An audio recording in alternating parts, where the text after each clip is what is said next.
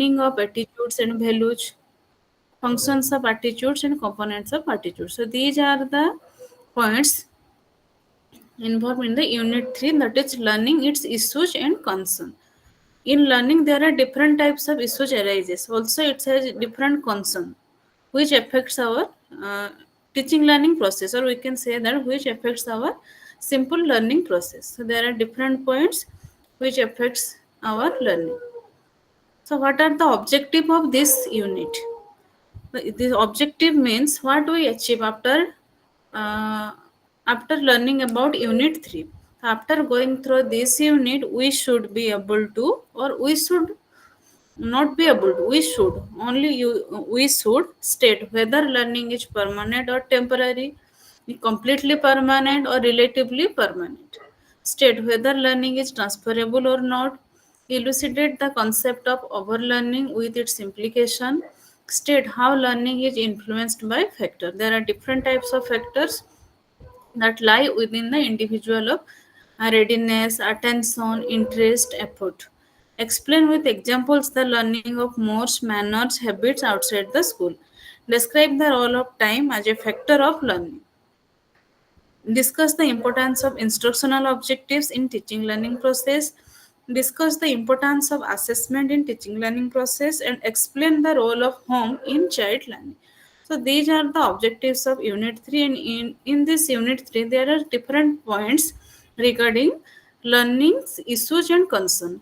In this unit there are basically instructional objectives is very much important, then importance of assessment, importance of parenting. So nowadays, or in case of learning, parenting is very much important. So let's start our first point, that is learned behavior is not permanent. The learned behavior, previously in the yesterday we discussed about the different perspective of learning. On as per our behavioristic perspective,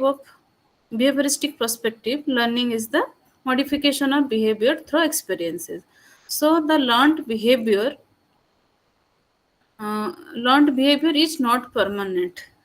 How? Human beings learn manual skill, verbal skill, and graphic skill, and the ways of utilizing them. There are different type of skills which we learn.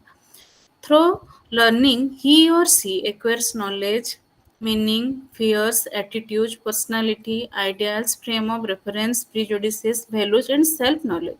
So, our learning takes place in different domains. Those we have already discussed in yesterday, that is in cognitive domain, affective domain, and in psychomotor domain. So, there are three areas in which learning takes place. Also, we had discussed about the types of learning. According to Gane categories of learning, there are different levels of learning like signal learning, rule learning, problem solving, discrimination learning, stimulus response learning, concept learning. So, there are some hierarchical order in which our learning takes place. Through learning, different skills also we learn. So whatever is learned brings a constant change in behavior. This change in behavior is only relatively permanent. Relatively permanent, not fully permanent. Relatively means as compared to. Since all learned human behavior is modifiable, behavior can never be strictly permanent. So we cannot say about that learned behavior is completely permanent. We can say that the learned behavior is relatively permanent. Relative means as compared to which situation, as compared to which concern, as compared to which context. So learned behavior is not completely permanent. We can say that learned behavior is relatively permanent. Then next slide is transfer of learning and problem solving. Learning transfers from one place to another, one person to another. The learning is transferable. It's not constant or fixed. It's not rigid. It is flexible. So learning of a new skill may also facilitate to retention of another previously acquired skill. For example, one may learn how to swim in a pond and then not swim for some time. After a gap, one learns to swim in a river. The acquisition of skill in swimming in a river will strengthen the previously learned skill. Thus, learning done skill may be facilitate retention of a previously learned skill, and it may also facilitate learning of new skill. ଗୋଟେ example ନିଆ ହେଇଛି ଯେମିତିକି ଆମେ କହୁଛେ ଯଦି ଆମେ swimming ଆମେ ପଣ୍ଡରେ ଶିଖି ଯାଇଛୁ ତାହେଲେ ରିଭରରେ ବି ଜଣେ ସୁଇମ୍ କରିପାରିବ। ଯଦି ଏଇଟା ମାନେ ଆମେ ପୋଖରୀରେ ସୁଇମ୍ କଲୁ କିନ୍ତୁ କିଛି ସମୟ ପାଇଁ ଯଦି ଆମେ ସୁଇମ୍ ନ କରୁଛୁ ବି ତାହେଲେ ବି ଆମେ କିଛି ଦିନ ପରେ ହେଲେ ବି ଆମର ଯଦି ଆମେ ପୋଖରୀରେ ନଦୀରେ ବି ପହଁରିବୁ ତାହେଲେ ବି ସେଇଟା ଆମର ଲର୍ଣ୍ଣିଂଟା ଟ୍ରାନ୍ସଫର ହେଇପାରିବ। So this is the example of the transfer of learning. ଯେମିତିକି ଆମେ କହିଥିଲେ ଆମର ପାଭଲଭ ଥିଓରି ହଉ ସ୍କିନର ଥିଓରିରେ ଯେଉଁ ବିହେଭିୟରିଷ୍ଟିକ ଲର୍ଣ୍ଣିଂ ଥିଓରି ଅଛି ସେଠି ବି ଆମେ ଦେଖିଥିଲେ ଯେ ଯଦି ଆମେ ଏକ୍ସଟେନସନ୍ କରିଦେଉଛେ ଯେଉଁ ରେନଫୋର୍ସମେଣ୍ଟ ଦିଆ ହେଉଥିଲା କି କ'ଣ ଆମେ ଯଦି ୱିଡ୍ର ବି କରିଦେଉଛେ ତାହେଲେ ବି କିଛି ଦିନ ପରେ ବି ଯେମିତିକି ଆମେ ସେ ଯେଉଁ ଡଗ୍କୁ ଖାଇବା ଦେଲେ ସାଲାଇଭେସନ୍ ହେଉଛି ତାପରେ ଆମେ କ'ଣ କଲେ ଘଣ୍ଟି ବଜେଇବା ଖାଇବା ଦେବା ତାପରେ ବି ସାଲାଇଭେସନ୍ ହେଉଛି ତାପରେ କ'ଣ କଲେ ଖାଇବା ଦବାନି ଖାଲି ଘଣ୍ଟି ବଜେଇବା ତାହେଲେ ବି ସାଲାଇଭେସନ୍ ହେଉଛି କିନ୍ତୁ କିଛି ଦିନ ଗଲା ପରେ କ'ଣ ହବ ଆମେ ଘଣ୍ଟି ବଜେଇବା କିନ୍ତୁ ଖାଇବା ଦବାନି ତ ଧୀରେ ଧୀରେ ସିଏ ବି ଡଗ୍ ବି ବା କୁକୁର ବି ଜାଣିଯିବ କି ନାଇଁ ତାକୁ ଖାଇବା ଆଉ ମିଳୁନି କିନ୍ତୁ କିଛି ଦିନ ଗଲା ପରେ ପୁଣି ଯଦି ଆମେ ସେମ୍ ଆକ୍ଟିଭିଟି ରିପିଟ୍ କରିବା ପୁଣି ଆମେ ବେଲ୍ ବଜେଇବା ଖାଇବା ଦେବା ତ ହୁଏତ ସେଇ ଜିନିଷଟା ପୁଣି ତାର ରିକଭରି ହେଇପାରିବ ସ୍ପଣ୍ଟାନିୟସ୍ ରିକଭରି ହେଇପାରିବ କିନ୍ତୁ ଇଣ୍ଟେନ୍ସିଟିଟା କମ୍ ହେଇପାରେ ସେମ୍ ଇଣ୍ଟେନ୍ସିଟି ସମାନ ରହି ନପାରେ ତ ଲର୍ଣ୍ଣିଂଟା ଆମର ଟ୍ରାନ୍ସଫର ବି ହେଇପାରିବ ଯେମିତିକି ଆମେ ଗୋଟେ ଜିନିଷ ପାଇଁ ଶିଖୁଛୁ ଆମେ ଧର ସାଇକେଲ ଯୋଉଟା ଶିଖୁଛୁ ସେଟା ହୁଏତ ହେଲ୍ପ କରୁଛି ଆଉ କୋଉ ଜିନିଷରେ ଆମକୁ ବି ହେଲ୍ପ କରୁଛି ତ learning of addition and subtraction should facilitate learning of multiplication and division in arithmetic ये भी ଗୋଟେ एग्जांपल ଅଛି ଆମର so when the transfer has effect on subsequent learning it is called proactive transfer and when the effect of transfer is strengthen or weaken the retention of some previously learned skill is called the retroactive transfer so transfer of learning proactive and retroactive जोटा लिखा है हमर learning of new skill has benefits for the future learning of a skill pro होबार अछि हम गोटे जिंस रे out expertise होबार अछि से proactive and retroactive means the learning of a new skill has benefits for a skill that was learned previously जोटा हमें previously ଶିଖିଛୁ ତାକୁ ବେସ୍ କରିକି ଆମେ ଅନ୍ୟ ଜିନିଷ ବି ଶିଖି ପାରୁଛୁ ସପୋଜ ଆମେ ଗୋଟେ ଡିସ୍ ର କୁକିଂ ଶିଖିଛୁ ତ ତାକୁ ବେସ୍ କରିକି ତାକୁ ଆଇଡିଆ ନେଇକି ଆମେ ଅନ୍ୟ କିଛି ବି ଜାଗାରେ ୟୁଜ୍ କରିପାରୁଛୁ ତାହେଲେ ସେଟା ହେଲା ରେଟ୍ରୋଆକ୍ଟିଭ ଆଉ ଗୋଟେ ପର୍ଟିକୁଲାର ଜିନିଷରେ ଆମେ ଏକ୍ସପର୍ଟାଇଜ ହେଲେ ସେ ହେଲା proactive. So, proactive transfer of learning is that when the transfer has effect on subsequent learning, subsequent learning, it is called proactive. And when the effect of transfer is to strengthen or weaken, it may be strengthen or it may be weaken the retention of some previously learned skill, it is called retroactive transfer. Then come to the point learning to learn. The yesterday we will discuss about the 4 pillars of education as per UNESCO 1996 learning to know, learning to be, learning to do and learning to live together. There are 4 pillars of education. So apart from 4 pillars, one of the pillar is the learning to do and learning to do is also known as the learning to learn. So the one of the pillar of UNESCO given by UNESCO is that learning to know is also known as the learning to learn. Learning to learn. केमिति हमें learn करिबा ता पय भी हमको learning करिबार अछि learning to know केमिति हमें जानिबा so learning to know is also known as learning to learn it means what is important in the education of children is not only a body of worthwhile knowledge understanding skill and attitude but is to develop in them the capacity to learn. So learning to learn means the capacity to learn and to know. Then if the child is able to acquire such ability, he or she can develop all the one requires to be called an educated person. If he or she has acquired the such ability, which ability? That is knowledge, understanding, skill and attitude, those capacity to learn. If we develop the capacity to learn in a child, then we can say about that this child is the educated one. So learning to learn means the learning to do, or we can say that simply the capacity, or we develop the capacity in a child. How to learn? If adequate practice is given in solving such verbal and non-verbal problems, the students will acquire capacity or a learning set to solve such problems with speed and facility. So in this practices or in this process, the role of teacher is very much important. Or also we can say that the role of community, the role of environment, the role of content, the role of process. In our, as per our NEP 2020, the one of the NEP 2020 is based on the one of the sustainable developmental goal, that is equitable quality education. And the objective of equitable quality education is to provide the quality education, and for providing quality education there must be quality learner, quality environment, quality content, quality teacher, quality methods. So everything must be quality. If everything is quality, then the our education must be quality education. So for quality education there is the role of teacher is very much important. So if adequate practice is given, ଯଦି ଆମେ proper practices ପିଲାଙ୍କୁ provide କରୁଛୁ ତାହେଲେ ହିଁ ତାଙ୍କର capacityଟା develop ହେଇପାରିବ. So practices ଯେମିତିକି ଆମେ କହୁଛେ teaching learning practicesଟା different methods ହେଇପାରିଲା, ମାନେ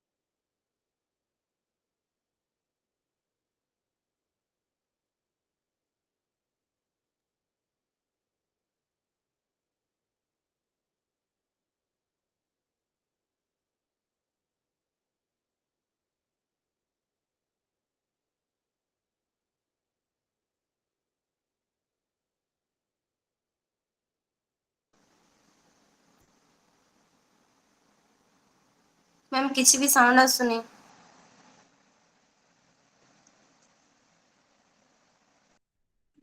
ମ୍ୟାମ୍ ବୋଧେ mute ହେଇଯାଇଛି। ହ୍ୟାଲୋ ମ୍ୟାମ୍ ଲେଫ୍ଟ ହେଇଯାଇଛି ମ୍ୟାମ୍। ହ୍ୟାଲୋ, ମ୍ୟୁଟ୍ ହେଇଯାଇଛି ବୋଧେ। କାଲି କ୍ଲାସର ନୋଟ୍ ତା ପାଖରେ ଅଛି କି? ସ୍କ୍ରିନଶଟ୍ ମତେ ଟିକେ ଦେଇପାରିବ? ଗ୍ରୁପରେ ତ ପଠା ହେଇଛି କାଲି, କିଏ ଦେଇଛନ୍ତି ଜଣେ। କୋଉ ଗ୍ରୁପ? ଏଇ ଆମ 2024 ର ଗ୍ରୁପ ଖୋଲା ହେଇଛି ନା, ସେଇଥିରେ ଦିଆ ହେଇଛି। କୋଉଥିରେ ଦେଇଛନ୍ତି? ହ୍ୱାଟ୍ସଆପ ନା ଟେଲିଗ୍ରାମ? ହ୍ୱାଟ୍ସଆପ ରେ ଦେଇଛନ୍ତି କାଲି। ହ୍ୱାଟ୍ସଆପ ରେ ତ ମୋ ନମ୍ବର ଟା ଟିକେ ଜଏନ୍ କରିଦେବେ, ମୁଁ ନମ୍ବର ଦେବି। ଦଉନାହାନ୍ତି। ହଉ। ମେସେଜ କରିବେ ନା କହିଦେବି? ନମ୍ବରଟା ଟିକେ କୁହନ୍ତୁ। କଣ? ନମ୍ବରଟା ଟିକେ କୁହନ୍ତୁ। ନମ୍ବର ମେସେଜ କରିଦେବି? କରୁନାହାନ୍ତି। ହଁ କରିଦଉଛି। ମୋର ନମ୍ବର ଟିକେ ନୋଟ କରିନେଲେ ଜଏନ୍ କରିନେବେ। ହ୍ୟାଲୋ। କେଉଁ ଗ୍ରୁପ ରେ ହଉଛି ମ୍ୟାମ ଟିକେ ଜାଣିପାରୁନି। ହ୍ୟାଲୋ। କେଉଁ ଗ୍ରୁପ ରେ ଗ୍ରୁପ ଆଡ ଲିଙ୍କ କରୁଛନ୍ତି ଟା ଟିକେ? ଛାଡି ଦିଅନ୍ତୁ ମେସେଜ ରେ ଗ୍ରୁପ ର ଆଜ୍ଞା ଲିଙ୍କ ଟା ଛାଡି ହଁ ଦିଅନ୍ତୁ, ଟିକେ ଯୋଉମାନେ ଗ୍ରୁପ ଜଏନ ଲିଙ୍କରେ କରିନାହାନ୍ତି କରିଦେବେ। କରିଦେବେ ଟିକେ ଛାଡି ଦିଅନ୍ତୁ ନା ଟିକେ ଆମେ ଜାଣିପାରୁନାହିଁ। ଲିଙ୍କ ଟା ଛାଡିଦେଲେ ଜଏନ କରିନେବେ। ଟିକେ ସେଇ ଗ୍ରୁପ ରେ ଛାଡିଦେଲେ ହ୍ୱାଟ୍ସଆପ ଆମେ ଗ୍ରୁପ ଟିକେ ଜଏନ ଅଛି। ହେଇଯାନ୍ତୁ, ଆମେ ଜାଣିପାରୁନୁ। ଟିକେ ଛାଡନ୍ତୁ ନା ଟିକେ ଗ୍ରୁପ ରେ ପଠାନ୍ତୁ ମୁଁ ହଉ ଜାଣିପାରୁନି ଟିକେ। ଆଜ୍ଞା ଟିକେ ପଠାନ୍ତୁ।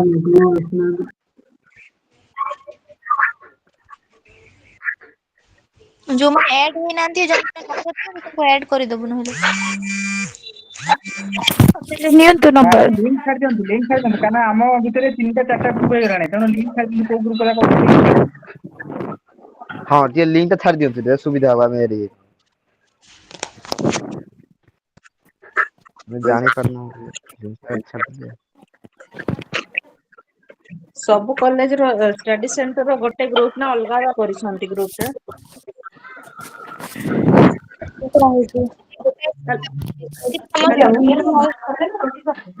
ହ୍ୟାଲୋ। ଗୋଟେ ଗ୍ରୁପ କରାହେଇଛି ହ୍ୟାଲୋ। ହ୍ୟାଲୋ। ସବୁ ଷ୍ଟଡି ସେଣ୍ଟର ଅଲଗା ଗ୍ରୁପ କରିଛନ୍ତି ହ୍ୱାଟସଆପ ନା ଗୋଟେରେ ଅଛି? ଗୋଟାଏରେ ହେଇଛି। ଆଚ୍ଛା ହଉ। ଆମର ନମ୍ବର ନେଲେ ଟିକେ ଜଏନ କରିଦେଲେ। ହ୍ୟାଲୋ।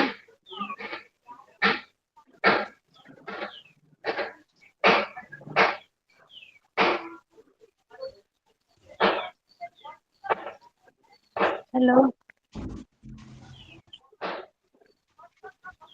ମେଟେରିଆଲ ସମସ୍ତଙ୍କର ଆସିଲା କି? ହ୍ୟାଲୋ। ହଁ ପଳେଇ ଆସିଲା ମେଟେରିଆଲ। ସନ୍ଦୀପ ସାର୍ ଆପଣଙ୍କର ଆସିଲା କି? ଆସିଲା। Hello Sandeep sir. ହଁ ହଁ ସାର୍ ଆସିଲା। ଆସିଛି ମୋର ଆଜି ଆସିଛି। ହଁ ମୋର ଆଜି ଆସିଲା। ହଁ ମୋର ବି ଆଜି ଆସିଲା। ହଁ ଯେ ଇଏ ମତେ ଘର ପର୍ଯ୍ୟନ୍ତ ଆସିନଥିଲା, ମୁଁ ଯୋଉ ଟାଉନରେ ରହୁଥିଲି ସେଇ ପାଖ ପୋଷ୍ଟ ଅଫିସ ରୁ ମୁଁ ରିସିଭ୍ କରିଦେଲି। ଓହୋ।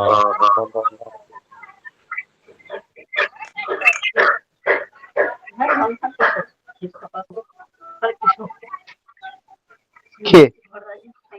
ଆଁ ନେଇକି ଯାଇଥିଲା ବଡମା ଦେଇକି ନେଇକି ଆଇଲେ ତାକୁ ଦେଇକି ଆଇଲେ ଆଇଲା ଆଉ ଛୁଆ ବଡୁଆ ଆଉ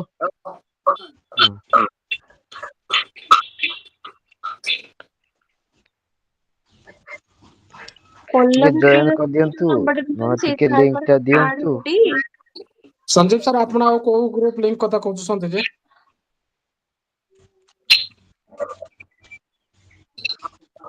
ହ୍ୟାଲୋ ସଞ୍ଜୀବ ସାର୍। ହ୍ୟାଲୋ ମତେ କହୁଛନ୍ତି ସାର୍? ହଁ ଆଉ କୋଉ ଗ୍ରୁପ ଲିଙ୍କ କଥା କୋଉ ଗ୍ରୁପ ଲିଙ୍କ କରିଛନ୍ତି? ନାଇଁ ଯୋଉ ଗ୍ରୁପ ଟା ଓଭରଅଲ ଯୋଉ ଗ୍ରୁପ ଟା କରାହେଇଛି ସେଇ ଗ୍ରୁପ ର ଲିଙ୍କ ଟା ଯଦି ସେୟାର କରିବେ ତାହେଲେ ଜଏନ କରିବେ ଯୋଉମାନେ ଜଏନ କରିନାହାନ୍ତି। ସବୁ ହଁ ଠିକ ଅଛି ଆପଣ ଷ୍ଟଡି ଜଏନ୍ ସେଣ୍ଟର ତ କରନ୍ତୁ। ଅଲଗା ଗ୍ରୁପ ଅଛି, ଷ୍ଟଡି ସେଣ୍ଟର ଗ୍ରୁପ ଛାଡିକି ହଁ ଆଉ ଯୋଉ ଓଭରଅଲ ଯୋଉ ଗ୍ରୁପ ଟା ହଁ ଅଛି ସେ ଗ୍ରୁପ ର ଲିଙ୍କ ଟା ସେୟାର କରିଦିଅନ୍ତୁ। ଆସାଇନମେଣ୍ଟ କେବେ ସବମିଟ କରିବ କୁହନ୍ତୁ? ଆସାଇନମେଣ୍ଟ ମାର୍ଚ୍ଚ ରେ କରିବା, ମାର୍ଚ୍ଚ ମାନେ ମଝା ମଝି ଆଡକୁ ଆଉ ସେକେଣ୍ଡ ୱିକ ଆଡକୁ ଆଉ। ଷ୍ଟଡି ସେଣ୍ଟର ର ହଁ ସେକେଣ୍ଡ ଡିଫରେଣ୍ଟ ୱିକ୍ ଗ୍ରୁପ ବେଳକୁ ହେଇଛି କି? ସବମିଟ କଲେ ଭଲ ହବ। ହଁ ମିଶିକି ସବମିଟ କଲେ ଭଲ ହବ। ଷ୍ଟଡି ସେଣ୍ଟର ଟା ଅଲଗା ଅଛି କି ଗ୍ରୁପ ଟା? ହଁ ଷ୍ଟଡି ସେଣ୍ଟର ପ୍ରାୟ ଅଲଗା ଅଲଗା ରହିଥାଏ। ଆଚ୍ଛା ଭୁବନେଶ୍ୱର ନଳିନୀ ଦେବୀ ଦେବୀର ର କାହାର? କୋଉ ଗ୍ରୁପ ହେଇଛି? ନଳିନୀ ଦେବୀର ଆମର ସେ କଥା ତ ଆମେ ଜାଣିନେ, କିନ୍ତୁ ଆମର ଯୋଉ ପୁରୀ ଷ୍ଟଡି ସେଣ୍ଟର ଆମର। ନଳିନୀ ଦେବୀ କେହି ଅଛନ୍ତି କି ଗ୍ରୁପ ର? आगे मैडम अच्छा मोर जॉइन है एक्चुअली स्टडी सेंटर रे बट मु भी ग्रुप रे जॉइन हेनी मींस अलगा स्टडी सेंटर जो ग्रुप हेची सेठी मु जॉइन हेनी ओवरऑल जो ग्रुप हेची सेथि मु जॉइन हेची ओवरऑल तो मु भी अछि किंतु स्टडी सेंटर ग्रुप रे नाही मु ମୁଁ ତ କୋଉଥିରେ ବି ଜଏନ୍ ହେଇନି।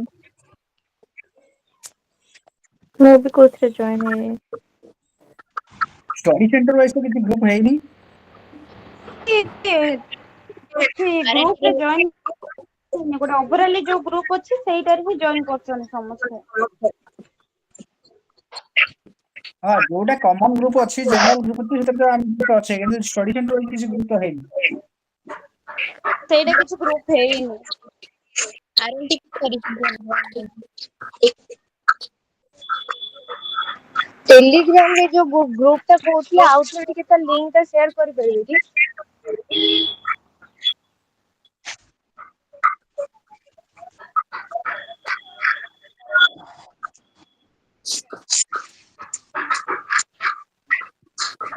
आज कौन क्लास नहीं? କ୍ଲାସ ହଉଥିଲା मैडम କଟିଗଲା। क्लास करथले मैडम कोड पळेले मैडम क्लास करथले परबे। अच्छा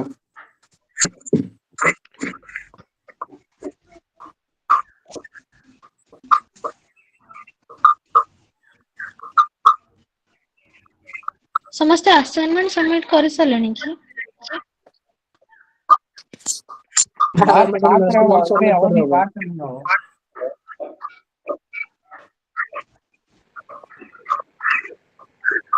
असाइनमेंट रे आई कार्ड भी दबा की आइडेंटिटी कार्ड आई कार्ड देबो ना आई कार्ड न देले ताकि केमते जानबे तो ये माने सब इच पेपर रे गोटे गोटे दबा इच पेपर रे हां नहीं आई कार्ड की दरकार नहीं सर आई हां कार्ड कोन प्रत्येक हो पेपर गोटे ऑलरेडी स्टडी सेंटर वाला हमर डिटेल नंबर अछि आमे हमर डिटेल एनरोलमेंट नंबर पकै कि स्टडी सेंटर कोड पकै कि स्टडी सेंटर नाम मेंशन करके हम नाम मेंशन कर दबा आई कार्ड कोन हो दबा दरकार नहीं तो ଆପଣ ना ଦେଇ ना ସାରିଲେଣି? एक्चुअली ना ना मैडम के देना सब मार्क रे ही देबे एबे के देना मार्क रे देबे मार्क पर भी डेट एक्सटेंशन हबो सेटा देई हबो कि दरकार नहीं पेज रो जो नंबरिंग हुए गोटे क्वेश्चन सरी गला तापर आउथरे स्टार्ट हो नंबर ना सेठू स्टार्ट हे जिवो गोटे कंटिन्यू गोटे हो ना ना नहीं सेटा गोटे पेपर रो आपण कंटिन्यू करिवे नंबर रा गोटे गोटे पेपर रो कंटिन्यू हो हां गोटे पेपर रे तीनटा क्वेश्चन आपण पेज नंबर रा कंटिन्यू लास्ट टाइम हबो तापर नेक्स्ट पेपर को आउथरे पुनी स्टार्ट हो नेक्स्ट पेपर से सेमती फास्ट रू स्टार्ट सेपरेट थैंक यू हमें जो सब पेपर रे जो क्वेश्चन गुडा सब दबा गोटे गोटे माने जो पेपर रो जो क्वेश्चन ताको केमती सब माने अलगा कलेनी क्वेश्चन गुडा को माने हमर फास्ट इच पेज क्वेश्चन गोटे पेपर तो पेज क्वेश्चन फास्ट पेज टा आपण तीनटा क्वेश्चन लिखि देबे सला हेती के कोन फास्ट ऊपर कवर पेज तापर क्वेश्चन पेज तापर आपण फर्स्ट क्वेश्चन तार आंसर सेकंड क्वेश्चन तार आंसर एमती कंटिन्यू करिवे कोन माने तीनटा क्वेश्चन फर्स्ट पेज रे लिखि दोचोंदी आपण एकदम आज्ञा आज्ञा फर्स्ट पेज रे तीनटा क्वेश्चन मेंशन हे जिवो फेर से क्वेश्चन मध्ये रिपीट हो जतले आपण क्वेश्चन आंसर लिखिबे सेतले मध्ये क्वेश्चन टा लिखिबे तार आंसर लिखिबे फर्स्ट क्वेश्चन सरला फेर सेकंड क्वेश्चन लिखिबे तार आंसर लिखिबे नहीं जन जन क्वेश्चन टाको माने प्रिंट आउट बाहर करचुन ना हबो माने हबो गोटे सेटा क्वेश्चन किंतु print out actually assignment means हेगा हैंड रिटन तने सबुडा हैंड रिटन नेले बेस्ट प्रिंटेड ताको कॉपी बाइंडिंग दवा करके करिवे हैंड राइटिंग करा हबो सब question handwritten assignment completely handwritten हेले ही थी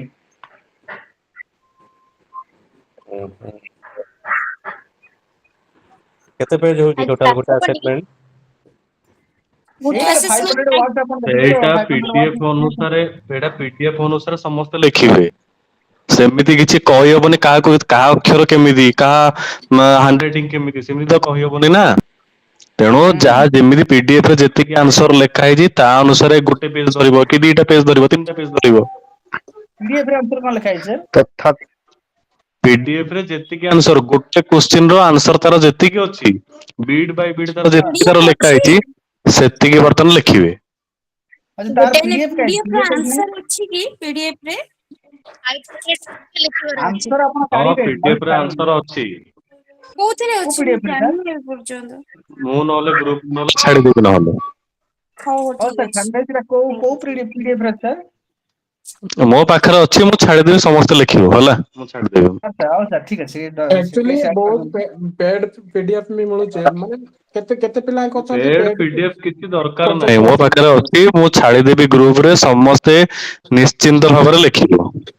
କୋଉ ହଉ ଗୋଟେ ସାର୍ ଗ୍ରୁପରେ ମୁଁ ଲାଇନରେ ଛାଡିଦେବି ଆନ୍ସର ଛାଡିଦେବି। ପକାଅ। ମୋର ତ TLM ରେ ହିଁ କୋଉ ଗ୍ରୁପରେ ଛାଡିବେ? ଲେଖା ସରିଲା। ठीक है सर ବାସ୍ ମୋର छाड़ ଗୋଟେ TLM ରେ ହିଁ ଶୁଣ ପିଲାମାନେ, ଏତେ ଡିସ୍କସନ କରିବା ଦରକାର ନାହିଁ, ପୁରା ଯିଏ ଖାଲି ଆଡ୍ ଖାଲି ହେଇନ, ଯିଏ ଗ୍ରୁପ ର ଆଡମିନ ଅଛି ତାକୁ ଖାଲି ତମେ ଖାଲି କୁହ, ସେ ତମକୁ ଆଡମିନ କରିସାରିଲା ପରେ ମୁଁ ସବୁ ଜିନିଷ ଛାଡିଦେବି, ତମେ ସେଇଥିରୁ ନିଜେ MES 11 ଠୁ ଆରମ୍ଭ କରିକି MES 16 ପର୍ଯ୍ୟନ୍ତ ମୋ ପାଖରେ ଅଛି, ସେଇଥିରେ ବସିକି ଲେଖିବ ଗ୍ରୁପରେ। ଆରେ କୋଉ ଗ୍ରୁପ ରେ କରୁଛନ୍ତି? ପରମାନେଣ୍ଟ ଗୋଟେ ଗ୍ରୁପରେ ଗ୍ରୁପ ଟା ଅଛି, କୋଉଟା? ଇଗ୍ନୋର ଗୋଟେ ପରମାନେଣ୍ଟ ଗୋଟେ ଗ୍ରୁପ ଅଛି, ସେଥିରେ ପିଲା ଆଡ୍ ଅଛନ୍ତି।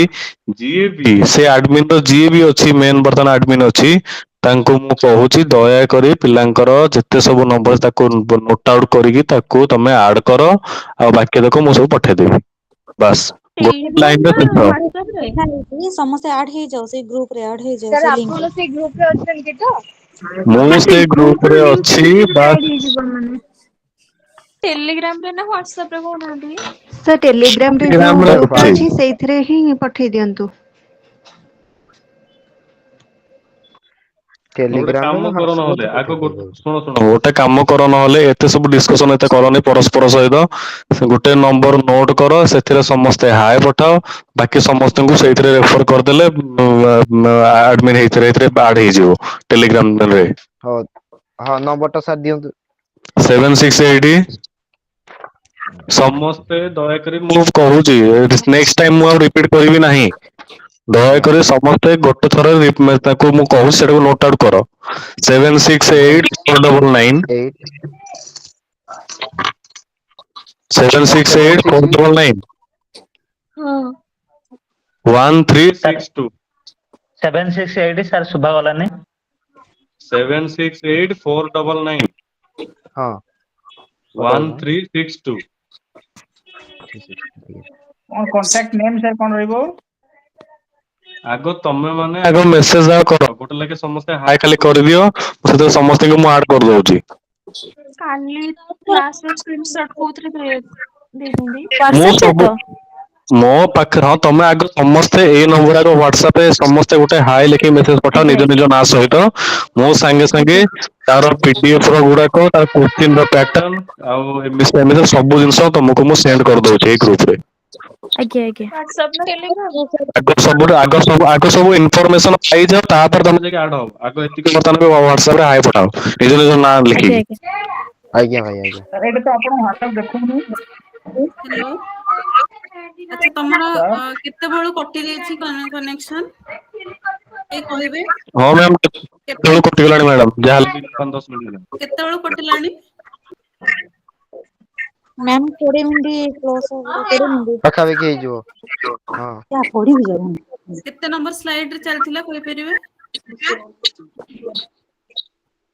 47 47। 47 47 କମ୍ପ୍ଲିଟ ହେଇଯାଇଥିଲା ତ? ମାନେ ଆଜ୍ଞା 47 ଚାଲିଥିଲା।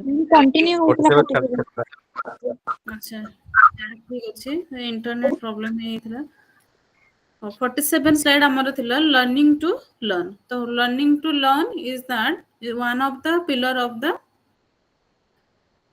UNESCO's Commission on Education 1996, and there are 4 pillars of education. Yesterday I will discuss, that is learning to know, learning to do, learning to be, and learning to live together.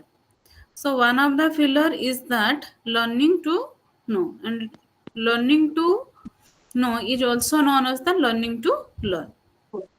It means what is important in the education of children is not only a body of worthwhile knowledge, understanding, skill, and attitude, but is to develop in them the capacity to learn and to know. If the child is able to acquire such ability, he or she can develop all that one requires to be called an educated person. So learning to learn means uh, how we can develop the capacity in a child to learn. So this is called learning to learn. If adequate practice is given in solving such verbal and non-verbal problems, the students will acquire capacity or a learning set to solve such problems with speed and facility.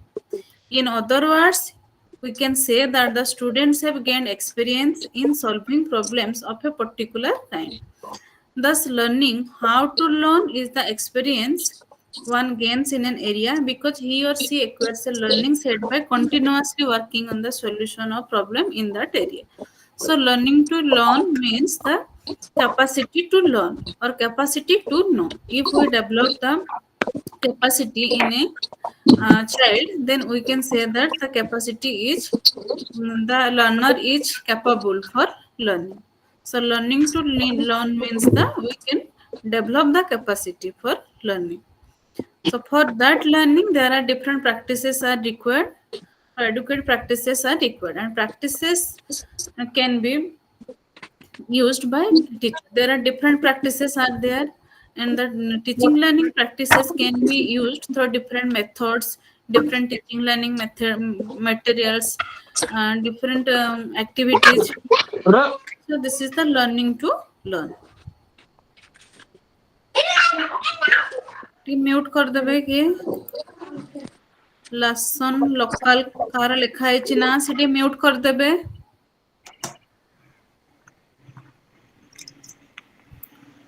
Next slide is learning and retention as a function of time schedule. Learning and retention as a function of time schedule.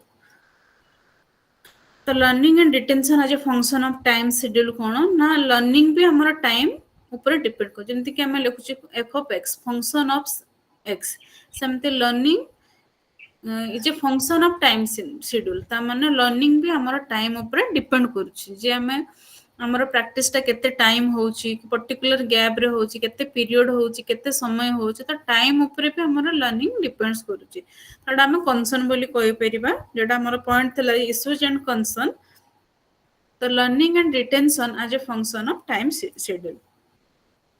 So when learning is scheduled on a concentrated basis with a single long period of practice, it is called massed practice. But when learning takes place in a number of learning period with some change of activity or period of rest in between, such practice is called distributed or spaced practice.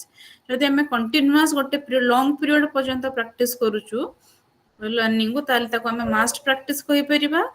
जदि किछि होछु किछि period of rest पर हमें पुणी start करूछु ताले हमें distributed और spaced practice करूछु. जेंति कि हम स्कूल ले डिफरेंट पीरियड्स रहउची कहा पर को पीरियड रहउची जेंति कि हमको भी डेली यदि डाली भात दिया जिवो हमें भी खाइबा पे इंटरेस्टेड हबानी हमर भी इंटरेस्ट हबनी कि पर्टिकुलर गोटे आइटम डेली डेली खाइबा.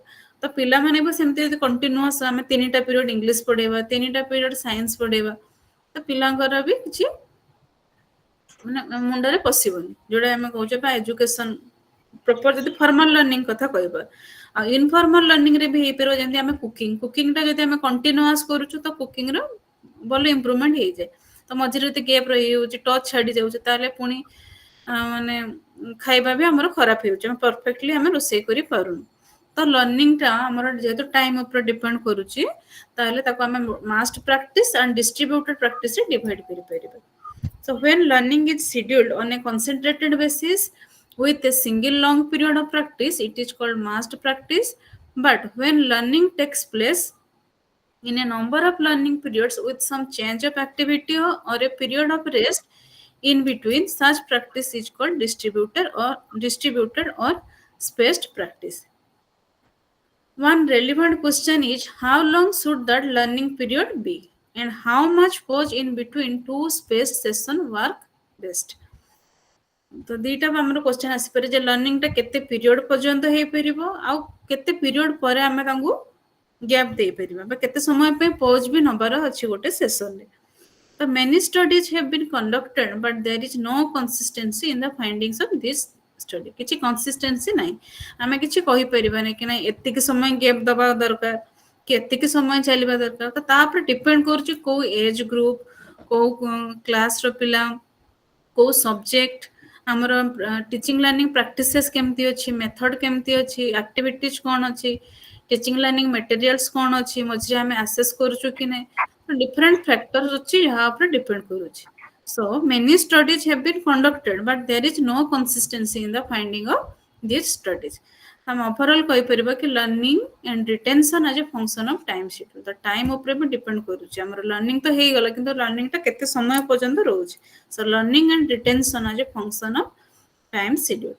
Further, it was found that the nature of material is also a factor in determining what is written.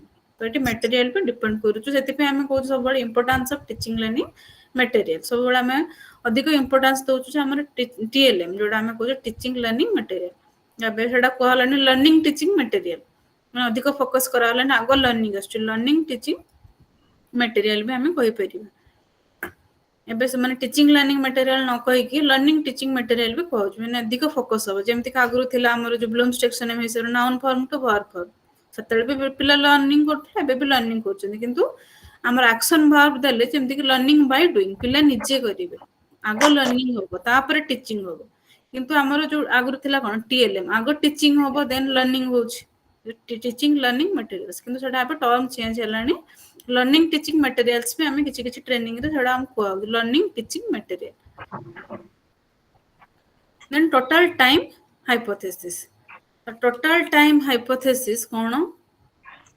Hypothesis means the tentative solution so total time hypothesis is that tentative total time how much time available for learning the total time is important for two reasons first the more the time available the greater is the opportunity the individual can have for real self. Second, the greater amount of total time, the greater is the opportunity for process related to the consolidation of learning to occur. So, total time hypothesis is that there are two opportunities. First one is the two main regions. For two main regions, the total time is important. First one is the how much time is available. आम पाखरे केते समय अछि आमे practice करि परिबा किबा आम पाखरे केते समय आम अछि आम पाखरे आमे opportunity for process related to consolidation of learning learning पे आमे प्रोसेस एंड प्रैक्टिसेस दे परिबा आम पाखरे केते पीरियड अछि 45 मिनिट्स अछि 40 मिनिट्स अछि से हिसाब रे आमे कोन प्लानिंग करिबा तो total time hypothesis is very much important. So we can say that the total time hypothesis is one of the concern and issues for learning. And learning ପାଇଁ ଏଟା issues भी ହେଇପାରେ concern भी हबा हमको टाइम सब बळे माइंड रे रखिया को पड़िबो जे टाइम हम पाखरे केते अछि जेंति कि हम एग्जाम हॉल ले बसुचो 3 घंटा हमें कहूचो सपोज 180 मिनिट्स रोज तो 180 मिनिट रे हमें केतेटा क्वेश्चन अटेम्प्ट नौचू ईच क्वेश्चन को हमें केते मिनिट दबु पुनी फर्स्ट 10 मिनिट लास्ट 10 मिनिट हमर कंसंट्रेशन पई कि रही जाउची क्वेश्चन तो first 10 minute last 10 minute minus कर साला पर 20 मिनिट्स माइनस कर साला पर 160 मिनिट्स रहिला 160 मिनिट्स रो हम को क्वेश्चन को केते मिनिट्स लिखियो तो हमार time calculation tentative time calculation is very much important so this is the total time hypothesis then incidental learning what is incidental learning now those learning takes place unintentionally there is no intentionally learning the incidental learning in fact by its very nature is unintentional byproduct of another activity for example when people learn from mistake assumptions beliefs or the hidden curriculum they are engaged in incidental learning ताको हमें incidental learning बोली कहि परियो incidental and intentional देटा एका प्रकार रो सेति हमें कहि परबे incidental कोन intentional कहले भाई intentionally हबो प्रॉपर हमर ओटे गोल रहउची फिक्स रहउची हमर कोन करिवर अछि ना लैंग्वेज सिखिवर अछि किंतु incidental ले कोन हमर टारगेट किछ नथला हम रेडी नथिलु पढिया पे बाय मिस्टेक बाय unintentionally हम गोटे जिंस सिखि जाउछु ताले ताको हमें कहबा incidental learning आ जदि intentionally सिखुछु लर्निंग होउछु ताले ताको हमें कहबा intentional learning then hala over learning and retention over learning and retention cone over learning भी important बहुत ओवर लर्निंग कोन ना व्हाट इज ओवर लर्निंग जदि हमें कहबा ओवर लर्निंग कहा को हमें कहि परिबा ना जोटा पर्टिकुलर गैप परे भी जदि हमर मन रहि जाउची कि हमें पर्टिकुलर गैप ପରେ ବି ଆମେ ଜିନିଷଟାକୁ ରିକଲ୍ କରିପାରୁଛୁ ତାହେଲେ ତାକୁ ଆମେ କହୁଛୁ ଓଭର ଲର୍ନିଂ। ତ over learning means learning to the point where one can recall not only immediately but even after a considerable gap of time। the particular କିଛି gap ପରେ ବି ଆମେ ଜିନିଷ ଗୋଟେ ଜିନିଷକୁ ଆମେ ରିକଲ୍ କରିପାରୁଛୁ ତାହେଲେ ତାକୁ ଆମେ କହୁଛୁ ଓଭର ଲର୍ନିଂ।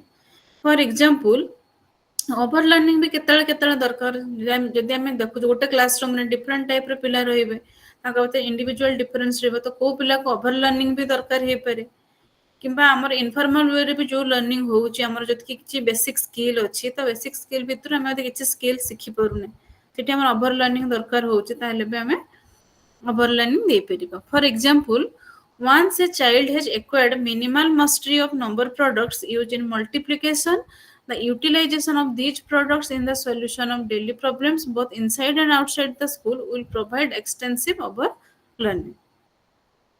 ଯଦି ଜଣେ ମାଷ୍ଟରୀ ଅଛି ତାଙ୍କର କୋଉଥିରେ ନା ମଲ୍ଟିପ୍ଲିକେସନରେ ସେ କ'ଣ କରୁଛି ନା ଡେଲି ପ୍ରୋବ୍ଲେମରେ ସେ ସ୍କୁଲ ଇନସାଇଡ୍ ଆଉ ଆଉଟସାଇଡ୍ରେ କ'ଣ ଡେଲି ଲାଇଫ୍ ପ୍ରୋବ୍ଲେମ ସଲ୍ଭ କରିପାରୁଛି then the school will provide extensive over learning ମାନେ ସ୍କୁଲ ତାକୁ ସ୍କୋପ୍ ଦଉଛି ଦ ଲର୍ନିଂ ପାଇଁ। as a result of such over learning the skill is retained ultimately for a lifetime। ଆମେ ଯଦି particular ଗୋଟେ ଜିନିଷ ଯେମିତିକି ଆମର ସ୍ପିଚ୍ ହେଲା ତ ସ୍ପିଚ୍ର ଯଦି ଆମକୁ ସ୍କୁଲ ବି ସ୍କୋପ୍ ଦଉଛି ରିପିଟେଡଲି ପ୍ରାକ୍ଟିସ୍ ପାଇଁ ମାନେ ଏଇଟା ଭୁଲ ହେଇପାରେ କମ୍ୟୁନିକେସନର କିଛି ବି ପ୍ରୋବ୍ଲେମ୍ ଯଦି ପିଲା ଛିଡ଼ା ହେଇକି କିଛି ବି କହୁ ଭୁଲ କହୁ ଠିକ୍ କହୁ କମ୍ କହୁ ବେଶୀ କହୁ ଖରାପ କହୁ କି ଭଲ କହୁ କିଛି ବି ଯଦି କହିବା ପ୍ରାକ୍ଟିସଟା ରହିବ ଧୀରେ ଧୀରେ ତାର ଇମ୍ପ୍ରୁଭମେଣ୍ଟ ଆସିବ।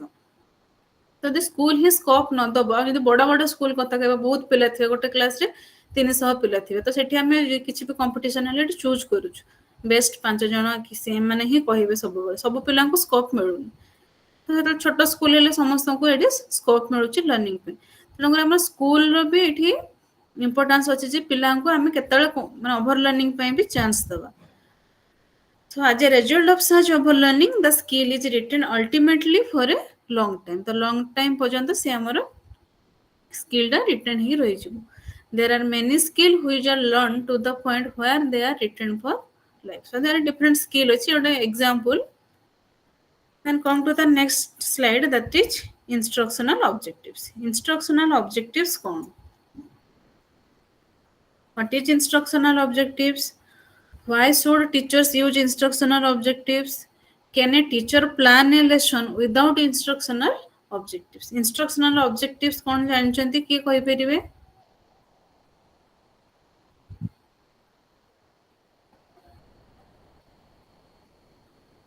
ଆମର ଯୋଉ ଟିଚିଂ ଲର୍ନିଂ ପ୍ରୋସେସଟା ତାର ଯୋଉ ଅବଜେକ୍ଟିଭ ବା ଏମ୍ ବା ଗୋଲଟା ଯାହା ରହିବ ସେଇଟା ହେଲା ଇନଷ୍ଟ୍ରକ୍ସନାଲ ଅବଜେକ୍ଟିଭ୍ସ।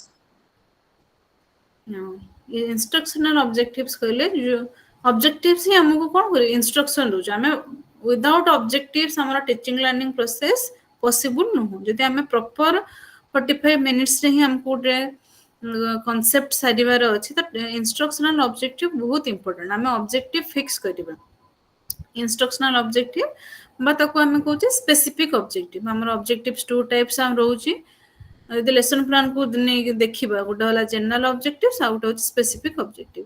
ଜେନେରାଲ ଅବଜେକ୍ଟିଭ୍ସ ଆମେ ଇନ୍ ଜେନେରାଲ ଲେଖୁଛେ ପର୍ଟିକୁଲାର ଗୋଟେ ଚେପ୍ଟର ପଢି ସାରିଲା ପରେ ପିଲା କ'ଣ ଶିଖୁଛନ୍ତି କିନ୍ତୁ ଇନଷ୍ଟ୍ରକ୍ସନାଲ ଅବଜେକ୍ଟିଭ୍ସ କହିଲେ ପର୍ଟିକୁଲାର ଗୋଟେ ଲେସନରେ ପର୍ଟିକୁଲାର ଗୋଟେ ଲେସନ୍ ସରିଲା ପରେ ପିଲା କ'ଣ କ'ଣ ଶିଖିବେ ଯେହେତୁ ଗୋଟେ ପ୍ରି ପ୍ଲାନିଂ କରାହେଉଛି ତ ଜଣେ ଟିଚର ବି ତାର ପ୍ରପର ଟ୍ରାକରେ ରହିବା ପାଇଁ ସିଏ ଯେମିତି ଡାଇଭର୍ଟ ନ ହେବେ 45 ମିନିଟ୍ସରେ କ'ଣ କ'ଣ କରିବେ କୋଉ ଆକ୍ଟିଭିଟିଜ କରିବେ ସେଥିପାଇଁ ଆମର ଇନଷ୍ଟ୍ରକ୍ସନାଲ ଅବଜେକ୍ଟିଭ ବହୁତ ଇମ୍ପୋର୍ଟାଣ୍ଟ ରହିଛି।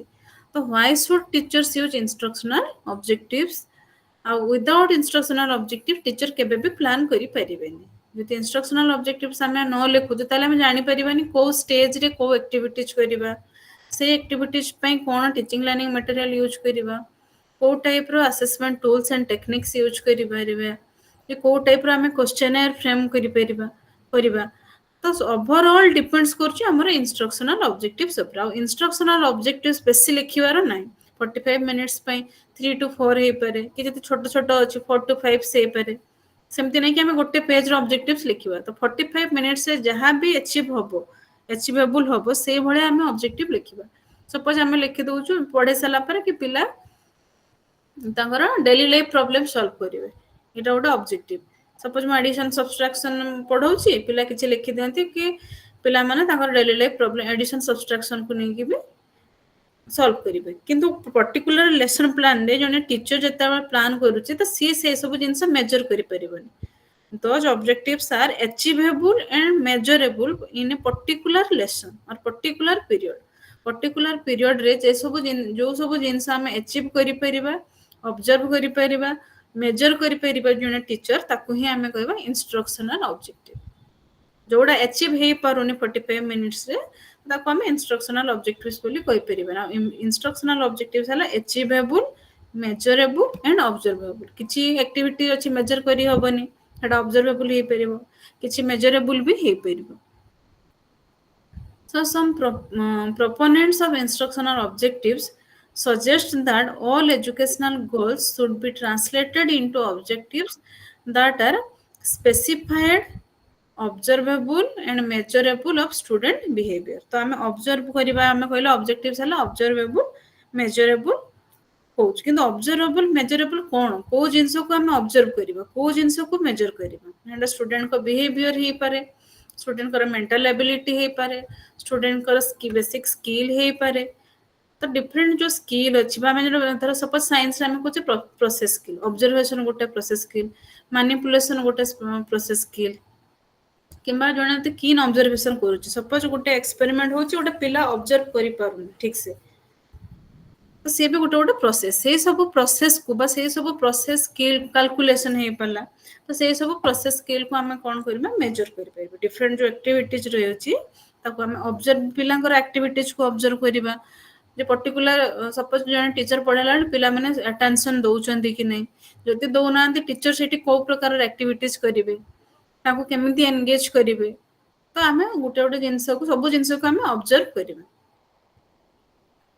So, some proponents of instructional objectives suggest that all educational goals should be translated into objectives. यदि goal कथा हमें कहूचे goal टा होचे broader concept तो किछि goal को achieve करिया पे हेला हमर number of objectives आसुचे जेमति कि गोटे स्कूल बहुत बड़ गोल थाए माने स्कूल 10th क्लास पिला पास करसला पर कोन कोन करबो बहुत बड़ गोल अछि किंतु सेही गोल को हम छोट छोट ऑब्जेक्टिव रे डिवाइड करबो सो goals would be translated into objective suppose हमर गोल अछि कि गोटे वर्ष रे साइंस बही सारी सपोज गोटे गोल है तो कौ दिन कौन पढ़ेबी कौन एक्टिविटीज करी केबे एग्जाम करी कौन करी पुणी से गोटे गोटे ऑब्जेक्टिव पुणी सम ऑब्जेक्टिव भी हमें डिवाइड करि परछु तो हमरो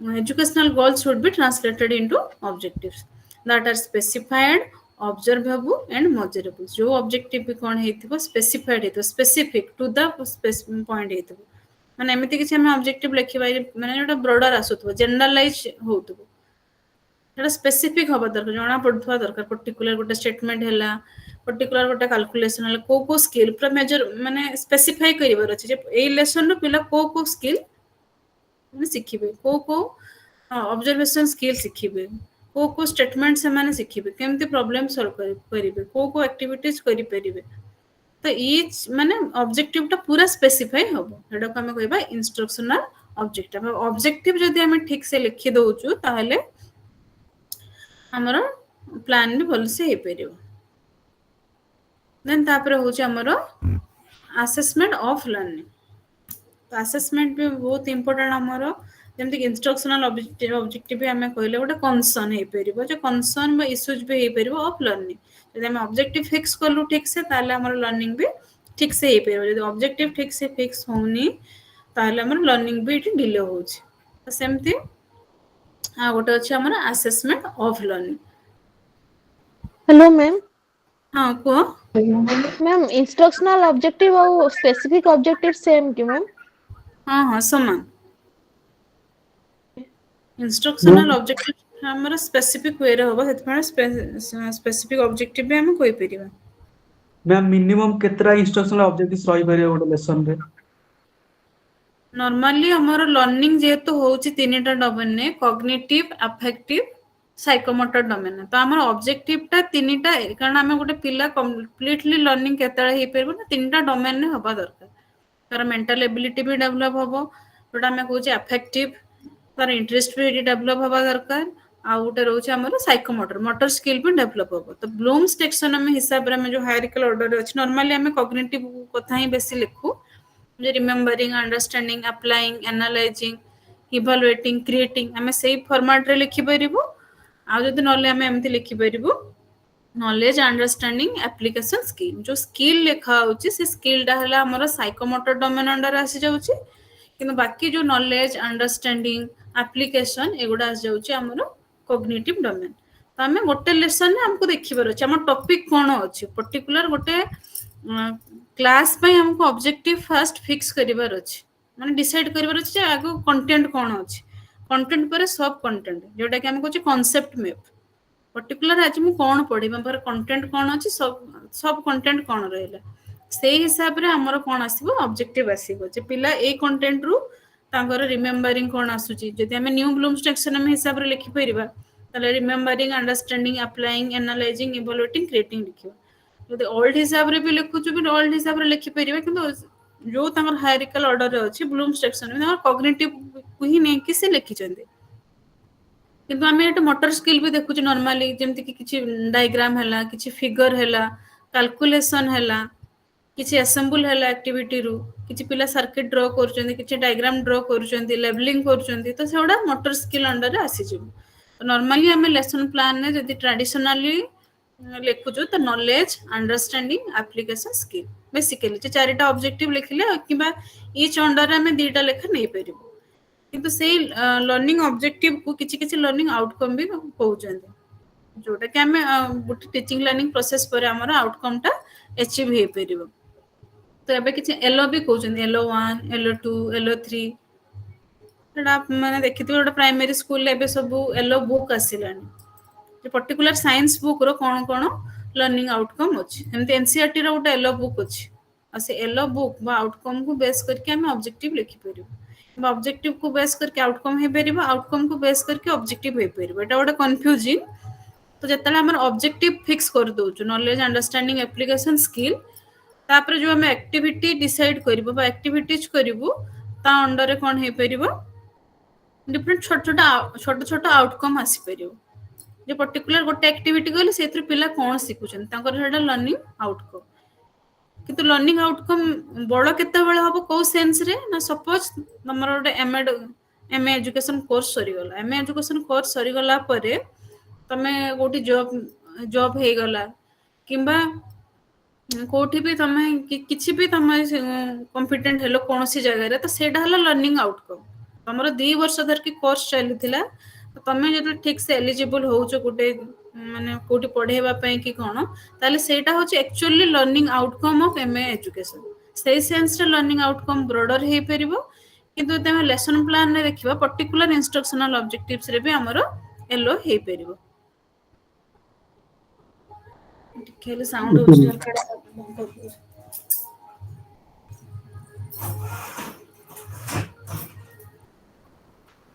तो बुझी हला आज्ञा मैम तो इंस्ट्रक्शनल ऑब्जेक्टिव्स तो ऑब्जेक्टिव हमें बेसिकली 4 to 5 लिखि परिबा 3 to 4 भी लिखि हबो किंतु जति कि भी ऑब्जेक्टिव लिखिबो अचीव होबा दरकार सपोज न्यूटन्स फर्स्ट लॉ पढौछु जे पिला न्यूटन फर्स्ट लॉ रो स्टेटमेंट कहि परथुबो Newton's first law of motion को विथ एग्जांपल ताको एक्सप्लेन करि परथुबो न्यूटन्स फर्स्ट लॉ रो एप्लीकेशन रो किछ एग्जांपल दे परथुबो ताको ग्राफिकली रिप्रेजेंट भी करि परथुबो तो एमिति किछ ऑब्जेक्टिव हमरो फिक्स करा जाय देन हला assessment of learning cone assessment of learning अछि असेसमेंट आज लर्निंग अछि और असेसमेंट फॉर लर्निंग अछि जानि चंती तीनटा yes ma'am assessment for learning हला फॉर्मेटिव असेसमेंट ऑफ लर्निंग को हमें कहूछु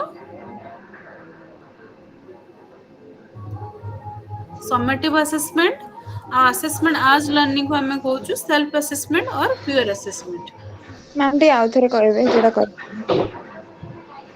assessment of learning assessment for learning और असेसमेंट आज लर्निंग को नहीं कि हमर असेसमेंट 3 टाइप्स कहूछु assessment of learning for learning और असेसमेंट आज लर्निंग। तो assessment for learning F for formative आम मन रखिपर। असेसमेंट ऑफ लर्निंग को आम समेटिव कहूँ आउ असेसमेंट आज लर्निंग को कहूँ आम सेल्फ असेसमेंट पीयर असेसमेंट कहीपर। निजे निजक आसेस करुचु सपोज जमीक आम रोसे करुचु सपोज मुझे पढ़ाऊँ मुझे भावुँ मुझे ठीक से पढ़े पार्छु कि सेल्फ असेसमेंट से असेसमेंट आज लर्निंग। तो गोटे लर्निंग प्रोसेस रे हमर डिफरेंट टाइप ऑफ असेसमेंट हो पारे। आम एमती भी कहीपर टीचिंग लर्निंग प्रोसेस रे 4 टाइप ऑफ असेसमेंट हुए जमीती कि placement assessment, formative assessment, diagnostic assessment और समेटिव। तो बिफोर टीचिंग लर्निंग प्रोसेस हुए प्लेसमेंट असेसमेंट आम पिला को आगे प्लेस करूँ क्या पाखे केते नॉलेज अच्छी किए केते जानी जेटा आम कहे प्रीवियस नॉलेज आम टेस्ट करूँ। तो आम पिला प्लेस करूँ जे आम कौ हिसाब से मोर टीचिंग लर्निंग प्रोसेस हम ता आगु मत जानवर अच्छे आम पिला केते जानी जोटा कि आम कहूँ placement assessment before teaching learning process. Teaching learning process जो चलला से आम कौन कर formative assessment and diagnostic assessment सब असेसमेंट करूँ पिला केते बुझिला कौन कला डायग्नोस करूँ तापाई आम पुणी कौ प्रकार आम हे तो आम मेथड चेंज करने पड़ो। आम लेसन प्लान गोटे मेथड लिखि कि गोटे एक्टिविटी लिखि कि पिला से एक्टिविटी बुझी पारना तो से समय आमको एक्टिविटी भी चेंज करने पड़ो। देन लास्ट आमर टीचिंग लर्निंग प्रोसेस केते सक्सेस होउची ताको असेस करिया पई हेले हम कोन करूछु समेटिव असेसमेंट करूछु। तो टीचिंग लर्निंग प्रोसेस रे भी हमर 4 टाइप्स ऑफ असेसमेंट हुए प्लेसमेंट असेसमेंट जोटा कि before teaching learning process during teaching learning process रे हुए हमर formative and diagnostic after teaching learning process हुए समेटिव असेसमेंट। तो असेसमेंट विषय हम कहीं पढ़ुछु why it is important for learning because assessment of learning is one of the issues भी हमें कहि परबो कंसर्न भी कहि परबो। हमें असेसमेंट को टाइप रे असेस करबो ठीक से असेस करचु कि नहीं असेसमेंट को वे रे करबा हमरो को टेक्निक रे करबो को टूल यूज करबो जो क्वेश्चनर पे फिक्स करबो क्वेश्चनर केते प्रकार रो हे परबो हायर ऑर्डर क्वेश्चन हे परबो केतले कॉम्प्रिहेंशन टाइप क्वेश्चन दबा केतले ऑब्जेक्टिव टाइप क्वेश्चन दबा कोन objective type question different type अछि मल्टीपल चॉइस हे पल्ला फिलिंग द ब्लैंक्स हे पल्ला मैचिंग द कॉलम हे पल्ला कि वन लाइन हे पल्ला तो ऑब्जेक्टिव भी डिफरेंट टाइप्स हे परबो। तो मन पिलांक पय हम को टाइप रो क्वेश्चन दबा तो क्वेश्चन टा कहा को बेस करके करेक्ट द एरर क्वेश्चन टा कहा को हो एरर भी हे परबो correct the error multi true false हे परबो क्वेश्चन हमें कहा को बेस करके दबो ना ऑब्जेक्टिव को बेस करके हमरो जो ऑब्जेक्टिव हमें फिक्स करथिबो फास्ट रे लेसन प्लान आगुरु लेसन प्लान बनेबार स्टार्टिंग रे नॉलेज रे देथिबो अंडरस्टैंडिंग एप्लीकेशन स्किल जो जो ऑब्जेक्टिव लिखा हेतिबो हमर इवैल्यूएशन स्टेज रे जो क्वेश्चन दिया हबो से क्वेश्चन ने रिफ्लेक्ट होतबो जे मु जो जो ऑब्जेक्ट देथिबी सपोज मो ऑब्जेक्टिव गोटे थिला कि पिला माने न्यूटन्स फर्स्ट लॉ को कहिबे स्टेट करिबे कि the student state the first law of motion. तो जदि पिला गोटे स्टेटमेंट कहूँ से हिसाब से मुझे क्वेश्चन देवी सपोज मोर गोटे ऑब्जेक्टिव अच्छी पिला माने न्यूटन्स फर्स्ट लॉ रो एप्लीकेशन करेंगे कि पिला माने न्यूटन्स रो फर्स्ट लॉ को लेकिन डिफरेंट प्रॉब्लम सॉल्व करेंगे। तो आमर इवैल्यूएशन स्टेज रे क्वेश्चन सेमती किछि दिया हेतिबो जोटा कि रिफ्लेक्ट करथबो हमर ऑब्जेक्टिव कोन कोन थिला जदि से क्वेश्चन रो आंसर सब दे देले तो ऑटोमेटिक हमर ऑब्जेक्टिव अचीव हे जिवो ऑब्जेक्टिव अचीव होला माने हमर क्लासरूम सेठी सक्सेस हे। तो असेसमेंट से हमर बहुत इंपोर्टेंट जे असेसमेंट आम ऑफ लर्निंग करबा फॉर लर्निंग करबा एज लर्निंग करबा कि केतले प्लेसमेंट असेसमेंट करबा केतले डायग्नोस्टिक करबा केतले समेटिव आम करबा। तो हमर असेसमेंट हलो बहुत इंपोर्टेंट। तो व्हाई इट इज आज लर्निंग का को असेसमेंट आज लर्निंग हो सेल्फ असेसमेंट और प्योर असेसमेंट जमती कि बाबा हम सेल्फ असेसमेंट दरकार आम निजे निज को भी असेस करबा दरकार सपोज मु पढो मु ठीक ट्रैक रे जाउ तो मु ठीक एक्टिविटी करूची कि नहीं जमती कि मैं प्योर असेसमेंट भी दरकार हमर सांग मान फीडबैक दरकार बेले बेले हमर हम ठीक से पढुचु कि नहीं कि ठीक से पढौचु कि नहीं कि सांग माने भी फीडबैक दियंती कंस्ट्रक्टिव फीडबैक दियंती तो से जगह रे हम ताको कहबा असेसमेंट आज लर्निंग से ठीक कहूची कि भूल कहूची बुझी आज्ञा ma'am. So some of the reasons for assessment are going to give feedback to the learner. Assessment through रे हमें कौन करी परिबे पिलांको feedback दे परिबे जेमति कुछ formative आउ summative. Formative रे scope थाए feedback दबा पई किंतु summative रे scope न थाए सेटा हला माने end of the teaching learning process रे हमर summative हुए तो summative रे आउ scope न थाए जे पिला further आउ improvement करि परिबे किंतु formative रे हमर scope थाए तो पछ पिला गोटे आंसर दे परलानी कि किछि भूल देला कोन कॉलेज से इंप्रूव करिवो कोन करिवो सेटा हला फॉर्मेटिव जेमति कि हमें कहूछु गोटे गछरे गोलाप फुलटा फुटिछि हमें गोटे पिला दी जण पिला जणे पिला कहले केते सुंदर हेछि फुल आ जणे कहले कि नहीं एई गछरे जदी हमें खत देई थांतु सब दिन पानी देई थांतु प्रॉपर टाइम रे ताले होय तो फुलटा आउ टिके फुटी थांता जो से कंस्ट्रक्टिविस्ट वे रे किछि फीडबैक दउ सेटा हला फॉर्मेटिव यदि हमें खाली जजमेंट दे दउछु गुड और बैड भलो हेछि खराब हेछि इम्प्रूवमेंट आउ स्कोप इम्प्रूवमेंट पई आउ स्कोप नै ताको हमें कहबा समेटिव जोठी इम्प्रूवमेंट पई स्कोप अछि बा फीडबैक हमें देई पारुछु पिलांकु सेडा कहउछु फॉर्मेटिव असेसमेंट तो असेसमेंट डिफरेंट रीजन आउ असेसमेंट बहुत इंपोर्टेंट विदाउट असेसमेंट हमर टीचिंग लर्निंग प्रोसेस केमति हमें जानिबा चेक करिवा जे हमर टीचिंग लर्निंग प्रोसेस सक्सेस हैला कि नहीं एक्चुअली पिला सिखिले कि नहीं तो assessment is very much important for teaching learning process and one of the reason for assessment is to monitor learning progress essentially to help the teacher to plan for further learning बस first period रे कोन सिखिले next learning progress कोन होबो तो proper monitoring पई भी हमर assessment दरकार to diagnose the strength and weakness of the learner to motivate the learner for further learning गोटे पिलार strength किंबा वीकनेस जानिबा पई भी हमर असेसमेंट किछि पिला कोन करंती कार साइंस भलो हुए कार हिस्ट्री भलो हुए कार मैथ भलो हुए कार पुनी पर्टिकुलर साइंस रे भी सब गोटे पिलार साइंस भलो हला से साइंस भलो हबा भितरे भी किछि पिला कैलकुलेशन करि परंतनी किछि पिलांकर एनालिसिस बेस्ड क्वेश्चन करि परंतनी किछि पिला ड्राइंग करि परंतनी तो पर्टिकुलर साइंस भलो हेले भी को पर्सन तार स्ट्रेंथ पॉइंट अछि को पर्सन तार वीक पॉइंट अछि तो ताको भी हमें डायग्नोस करि परबा डायग्नोस कर साला पर से हिसाब रे हमें तांगु रिमेडियल प्रोवाइड करि परिबे तो असेसमेंट हम थ्रो रे कोन होछि it helps in diagnose the strength and weakness of the learner for further learning. Next reason होची to certify and compare with other learner. Other learner सहित भी हमें compare करि परबे किंतु जेहेतु इंडिविजुअल डिफरेंस रहूची किंतु बेले बेले हमको कंपेयर करिया पे भी पड़िबो से पिला कोन सिखिला तो मोटिवेशन पे एक्चुअली कंपेयर करिया कथा नुह कि जण किंतु मोटिवेशन पे बेले बेले हमर से टेक्निक दरकार पड़े this is the overall idea about the assessment of learning. Then come to the next slide, that is the parental behavior and child learning. The parenthood or parent behavior is very much important for the development of child. And nowadays, parenting is very much tough.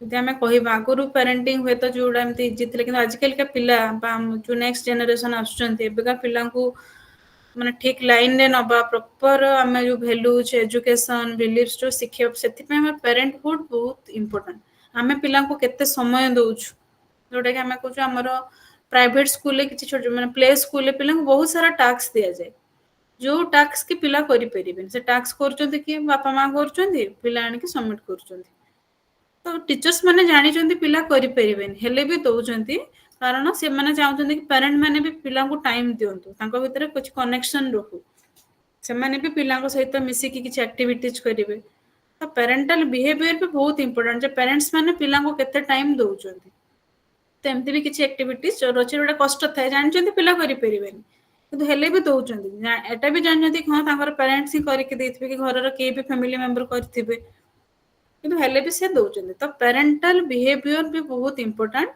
Uh parental behaviour केतले positive होची केतले भी negative way रे होची ते हमर family condition ठीक नाही जेमति कि हमें हमर कहूछु इनफॉर्मल जोडा हमर इनफॉर्मल सोशलाइजेशन प्रोसेस जोडा हमें कहूछु फॉर्मल जदी माने फॉर्मल सोशलाइजेशन प्रोसेस जदी हमें कहूछु ताले से होची स्कूल इनफॉर्मल वे रे जदी हमर लर्निंग सोशलाइज्ड लर्निंग कहबा ताले से होची हमर फैमिली तो आमर लर्निंग जोटा फास्ट स्टार्ट होची फैमिली रो ही स्टार्ट हे जाउची इनफॉर्मल वे रे किंतु फॉर्मल वे रे कोट स्टार्ट होची पर्टिकुलर स्कूलिंग रो हमर फॉर्मल वे रे लर्निंग स्टार्ट होची किंतु स्कूल को आसीबा आगरो ही पिला फैमिली रो किछि सिखि जाउछन तो फैमिली रे के फैमिली मेंबर रहउछन सेति में हमर सब बळे जो काउंसलिंग करे हम पिला को पचारछ केते जणा फैमिली मेंबर कहार बैकग्राउंड कोन पिला केमिति मिसुची कोन करूची माने फैमिली रो कंडीशन केमती अछि कहार ऑक्युपेशन कोन अछि से माने को कम्युनिटी रे रहउछन तो कम्युनिटी भी बहुत important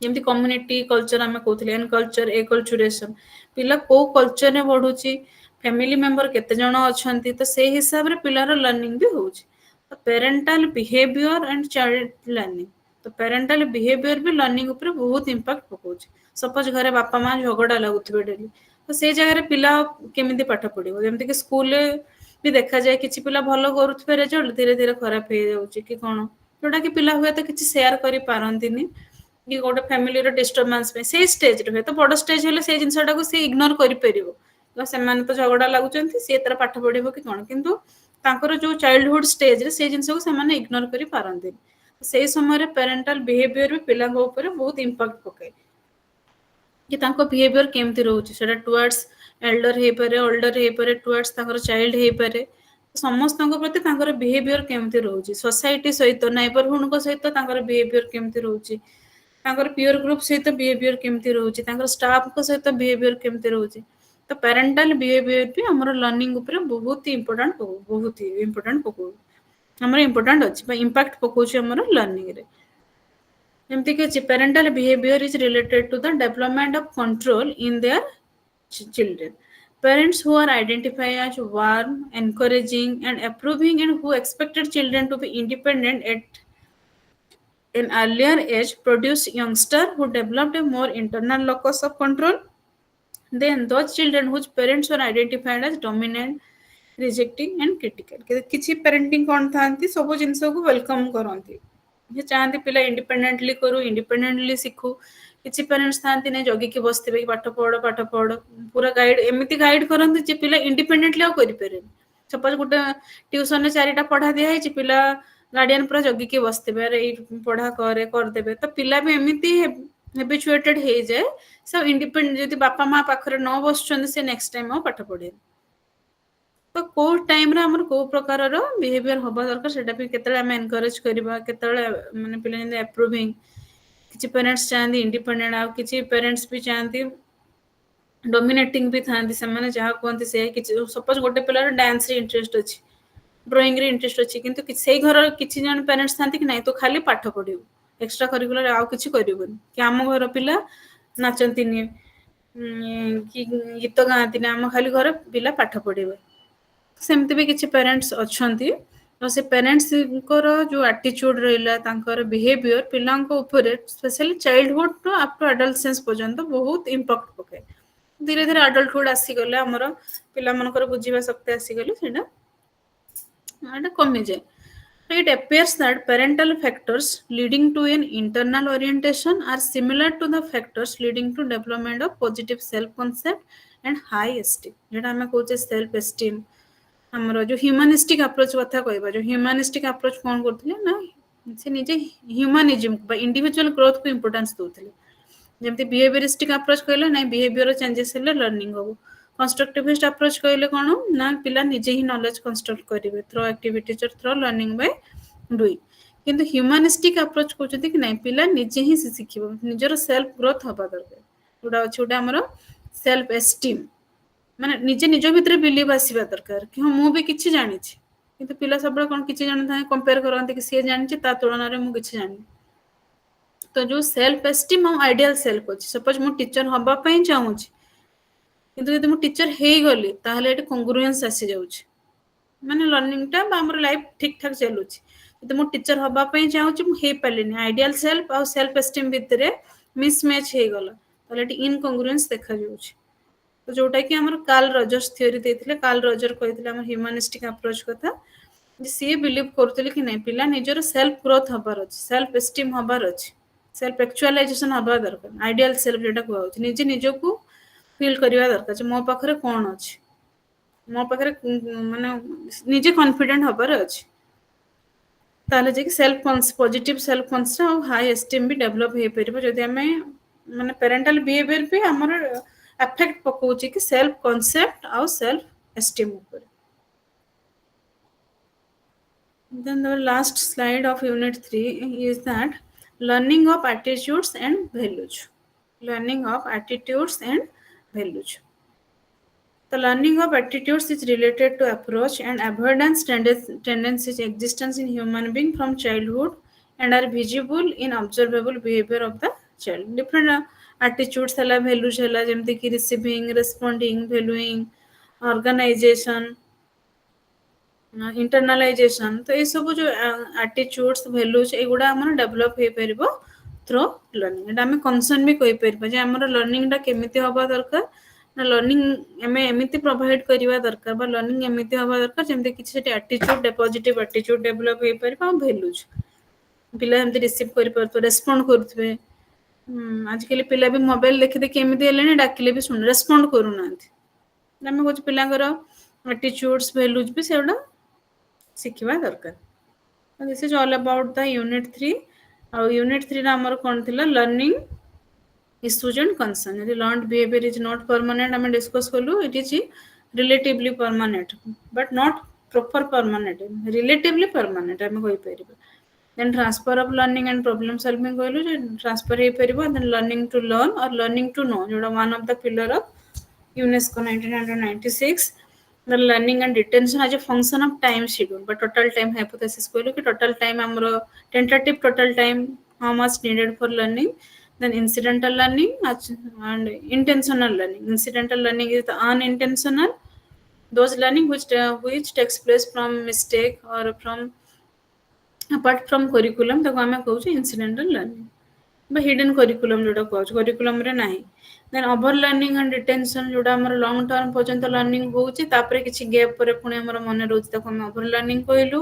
then instructional objectives those objectives are specific observable measurable the instructional objectives then assessment of learning of learning as learning for learning diagnostic assessment placement assessment formative assessment summative assessment so there are different types of assessment.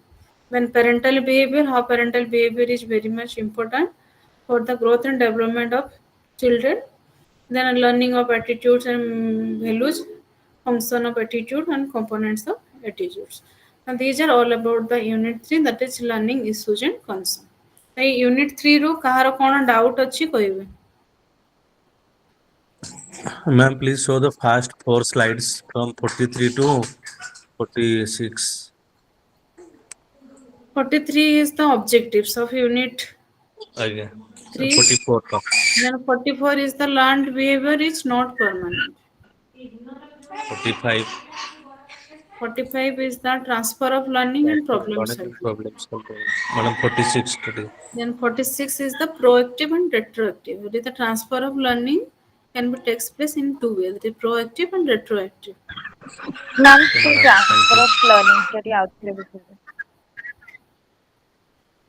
कोनडा transfer of learning एटा जरा slide पर हां transfer of learning हम कहू learning टा transfer हे परियो one situation to another जेमति कि हमें गोटे थोड़ा एग्जांपल निया हिची सपोज गुणे पोखरी रे स्विमिंग करबा सिखिछ तो से किछि गैप परे भी ताको जदि हमें से रिवर रे ता से स्विम भी करि परिबो एटा हला ट्रांसफर ऑफ लर्निंग माने से गोटे सिचुएशन जिंसडा सिखिथिला जोटा ट्रांसफर हे जाउछ जेमति कि पिला एडिशन सब्सट्रैक्शन सिखिछ एडिशन सिखिछ से मल्टीप्लिकेशन ताको इजी होछ तो गोटे नॉलेज तो गोटे नॉलेज को transfer hey पाउछ Etah proactive and proactive कहले गोटे पर्टिकुलर गोटे जिंस रे प्रो जेमति हम प्रो होबो माने सपोज से मल्टीप्लिकेशन करछ से मल्टीप्लिकेशन रिलेटेड डिफरेंट से एक्सपर्टाइज हेले प्रोएक्टिव रेट्रोएक्टिव कहले एटा स्ट्रेंथन भी हे पारे और वीकेंड भी हे पारे the retention of some previously learn माने कनेक्टेड जेमति कि हम रेट्रोएक्टिव रे कहि परिबा जे कोन से गोटे पर्टिकुलर गोटे सिचुएशन लर्निंग सपोज हम साइकिल चलेबा सिखुजे से साइकिल केमिति चलेबो सेही जिंसडा हम अन्य को सिचुएशन में अप्लाई करि परछु तले रेट्रोएक्टिव होई परिबा एटा स्ट्रेंथन भी भूली भी जाई पर सपोज किछि दिन हम चलेली तापर भूली जाउछि ୱିକେଣ୍ଡ ବି ହେଇପାରେ କିନ୍ତୁ ସେଇ ଜିନିଷ ଯଦି ଏକ୍ସପର୍ଟାଇଜ ହେଇଯାଉଛି ପ୍ରୋଆକ୍ଟିଭ ହେଇଯାଉଛନ୍ତି ମାନେ ରିପିଟେଡଲି ପ୍ରାକ୍ଟିସ କଲେ ତ ଲର୍ଣ୍ଣିଂଟା ଟ୍ରାନ୍ସଫର ବି ହେଇପାରିବ ୱାନ୍ ସିଚୁଏସନ୍ ଟୁ another କାରଣ ଆମେ ଡିଫରେଣ୍ଟ ଆକ୍ଟିଭିଟିଜ ଡିଫରେଣ୍ଟ ଡେଲି ଲାଇଫରେ ଡିଫରେଣ୍ଟ ଏକ୍ସପିରିଏନ୍ସେସ୍ ଆମର ହଉଛି ବୁଝିହେଲା Yes, ma'am. हाँ बुझे मैडम यूनिट 46 थ्री ରୁ ରେ 51% ସ୍ଲାଇଡ୍ସ ଦେଖାନ୍ତୁ ମ୍ୟାଡମ। Ma'am, 51 46 ରୁ 51% over slides learning and retention ତା ଆଗ slide ଟା ସ୍କ୍ରିନଶଟ ନେବାର ଟିକେ ଅଛି ମ୍ୟାଡମ। ଦେଖିବେ। what is the 46 madam slide Ma'am, 47 over learning and retention ତା ପୂର୍ବଟା ଟିକେ ସ୍ଲାଇଡ୍ ଦେଖେଇବେ। 44 learn behavior learned behavior is not permanent and 45 46 ma'am over 47 learning and retention ता को केते नंबर आसी जेटा 45 ओवर लर्निंग एंड रिटेंशन हाँ ओवर लर्निंग जिबा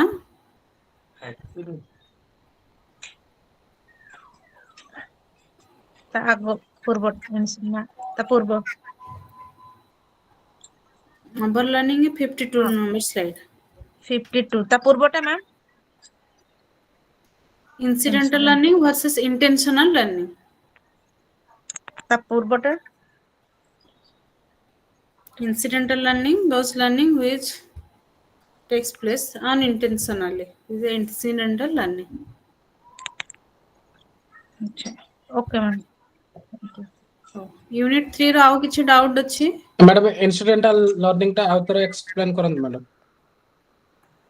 हो ठीक अछि incidental learning हम कहूछु बाय मिस्टेक माने आमे किछि प्रॉपर्ली हमर टारगेट नै सपोज जेमति कि मोर आज टारगेट रहउछि कि मु एठो लैंग्वेज सिखिबि केवल डिक्शनरी रो किछि वर्ड सिखुछु माने इंटेंशनली जेडा होछि ताको हम कहूछु इंटेंशनली लर्निंग किछि हमर किछि इंटेंशन नाही हम करू करू गोटे जिंस सिखि गेलु बाय मिस्टेक सपोज हम किछि हिडन करिकुलम थाए सपोज हमर करिकुलम रो लेखा छै ए सब एक्टिविटी होबो किंतु से एक्टिविटी भितरे भी एमति किछि जिंस होय जेडा हम सिखि जाउ ऑटोमेटिक जेडा अनइंटेंशनल माने किछि हमर फिक्स्ड नथे इंटेंशनली हम किछु करू जेडा हम कहूछु इंसिडेंट पर्टिकुलर किछि इंसिडेंट रू पर्टिकुलर किछि एक्टिविटी रू ही हम सिखि जाउ एडा हला इंसिडेंटल हिडन करिकुलम एडा हम कहूछु करिकुलम रे मेंशन हे नथे एमति किछि एक्टिविटी हुए ता थ्रू रू भी हम सिखि जाउ एडा कहूछु हम इंसिडेंटल बाय इंसिडेंट जे कोनोसी इंसिडेंट हे पारे मैडम हाँ असाइनमेंट और असेसमेंट भीतर डिफरेंट कोन अछि मैडम। असेसमेंट असाइनमेंट और असेसमेंट ऊपर डिफरेंट कोन अछि मैडम। असाइनमेंट हम कहि परिबा वन ऑफ द टूल कहि परिबा माने असेसमेंट करिवा पे असाइनमेंट गोटे हमर हेल्प करछ असाइनमेंट थ्रो रे हम जण को असेसमेंट करि परिबा असाइनमेंट कोन हे परिबो जेमति कि हम को पिला को गोटे प्रोजेक्ट कर आनिया पे दबो से गोटे असाइनमेंट हे गेला जेमति कि हमर इग्नोर असाइनमेंट क्वेश्चन लिखुछन से गोटे असाइनमेंट तो असाइनमेंट हला गोटे असेसमेंट रो गोटे पार्ट बा गोटे टूल कहि परिबा जति हम क्वेश्चनर दोछे किबा गोटे टेक्निक कहि परिबा जे ए या थ्रो रे हम असेसमेंट करि परिबा एडा हला असाइनमेंट माने असेसमेंट भितर असाइनमेंट जाउछ मैडम असेसमेंट रो 3 टाइप अछि और असाइनमेंट रो भी किछ टाइप्स अछि madam.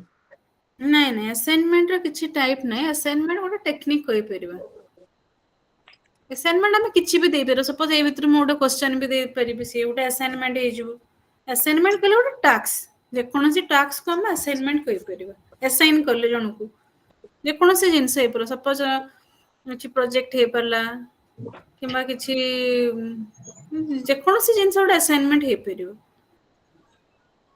Thank you madam. Madam assessment और इवैल्यूएशन भीतर डिफरेंस कोन के बुझे हाँ असेसमेंट और इवैल्यूएशन कहले जेटा कि हमरो ट्रेडिशनली थिला हमर इवैल्यूएशन थिला किंतु एबे आसु एसेस करबा एसेस करले हमर एटी फीडबैक रो ऑप्शन आसुची किंतु इवैल्यूएशन हला लास्ट पॉइंट जेमते कि हमें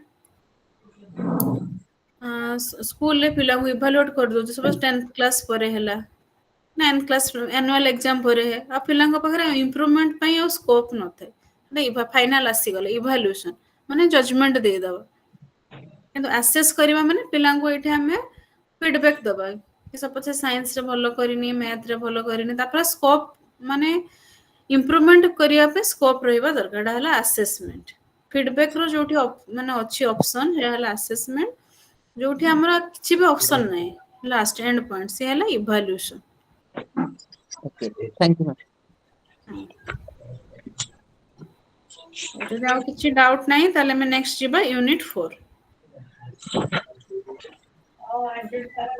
यूनिट 4 रे कोन अछि ना learning trends and system learning trends कोन अब लर्निंग ट्रेंड्स चलछि कोन सिस्टम अछि तो what are the learning trends constructivism in learning learner autonomy learner centered education guided learning self learning individualized instruction virtual classroom these are the learning trends then system what is system traditional learning system open and distance learning system lifelong learning system Sobita Surin mute karibe so these are the points under unit 4 the learning trends and system then objectives so after studying this unit we should be able to describe constructivism in learning and its implementation explain the nature of learner centered education and the techniques associated with it then explain the concept of guided learning and self learning then describe virtual classroom and its major requirements the traditional classroom then describe the concept as well as various means of individual learning then tapre hoche compare and contrast the formal learning system with the open distance learning and describe the features and characteristics of lifelong learning system so unit 4 is all about the learning trends and system then one by one we will discuss learning trends so one learning trends one of the point of learning trends is constructivism in learning and what is constructivism in learning or we can say that constructivist approach and in constructivist approach the students or children can construct their own knowledge through different activities different experiences so if we can say about the what is the principle of constructivism then the principle of constructivism is that learning by doing learning through activities learning through experiences learning by doing कहि परिबा through activities कहि परिबा तो जे कोनोसी activity जो पिला निजे ही करिकि सिखिबे ताको हम कहूची constructivism आगुरु कोन थिला ना टीचर सिखौतिले ने टीचर सिखेबेनी टीचर केवल फैसिलिटेट करिवे प्रोवाइड करिवे टीचर इंस्ट्रक्शन दे परिबे एमिति करो सेमिति करो पिला किंतु करिवे पिला निजे ही सेडा नॉलेज टा गेन करिवे आगुरु कोन हम कहि दउथिले जे एडा हला बैटरी रे एडा पॉजिटिव एडा नेगेटिव एको एमिति कनेक्शन करले ये लाइट जलियो बस इन्फॉर्मेशन दे दो टीचर किंतु टीचर एबे तांको जिंस देबे तांको प्रॉपर बैटरी देबे पिला सेटे चिन्ही पे कोडा पॉजिटिव कोडा नेगेटिव पिला निजे ही तार कनेक्शन करबे और निजे देखिबे कि नहीं बल्ब जळुची तो पिला नॉलेज निजे ही कंस्ट्रक्ट करिवे टीचर सेठी कहिबेनी This is the constructivism in learning. A constructivism रे कोन होची ना knowledge is actively constructed by each one of us. आ जेमति कि हमें कोचे असेसमेंट रो कहले फीडबैक दिया हबो तो फीडबैक टा भी को वे रे दिया हबो कंस्ट्रक्टिविस्ट वे रे हमें कहि परिबानी कि जेमति हमें कहले कि एटा भलो हेची खराब हेची तो भलो खराब कहले सेटा इवैल्यूएशन हे गला बा जजमेंट हे गला तो कोन करिथिले भलो हेई थांदा सेटा जदि हमें कहबा कंस्ट्रक्टिविस्ट वे रे कहबा ताले एटा को हमें कहूची कंस्ट्रक्टिविस्ट फीडबैक हम सब फीडबैक टा सब कंस्ट्रक्टिविस्ट वे रे हबा दरकार जे एई जगह रे एई मटेरियल यूज करथिले भलो हेई थांदा सपोज हमें जो पीपीटी प्रेजेंट करछो सब के भी कमेंट करछन्ती केमति पीपीटी बनेइथिले भलो हेई थांदा जे भलो हेईची खराब हेईची कहले हबनी कंस्ट्रक्टिविज्म कहूची माने हमें कंस्ट्रक्टिव वे रे दबा फीडबैक कोन करिथिले भलो हेई थांदा सेटा सजेशन भी दबार अछि तो कंस्ट्रक्टिविज्म एबे हमरो जोडा चली छी हमरो जोडा के हमें कहूछु कोन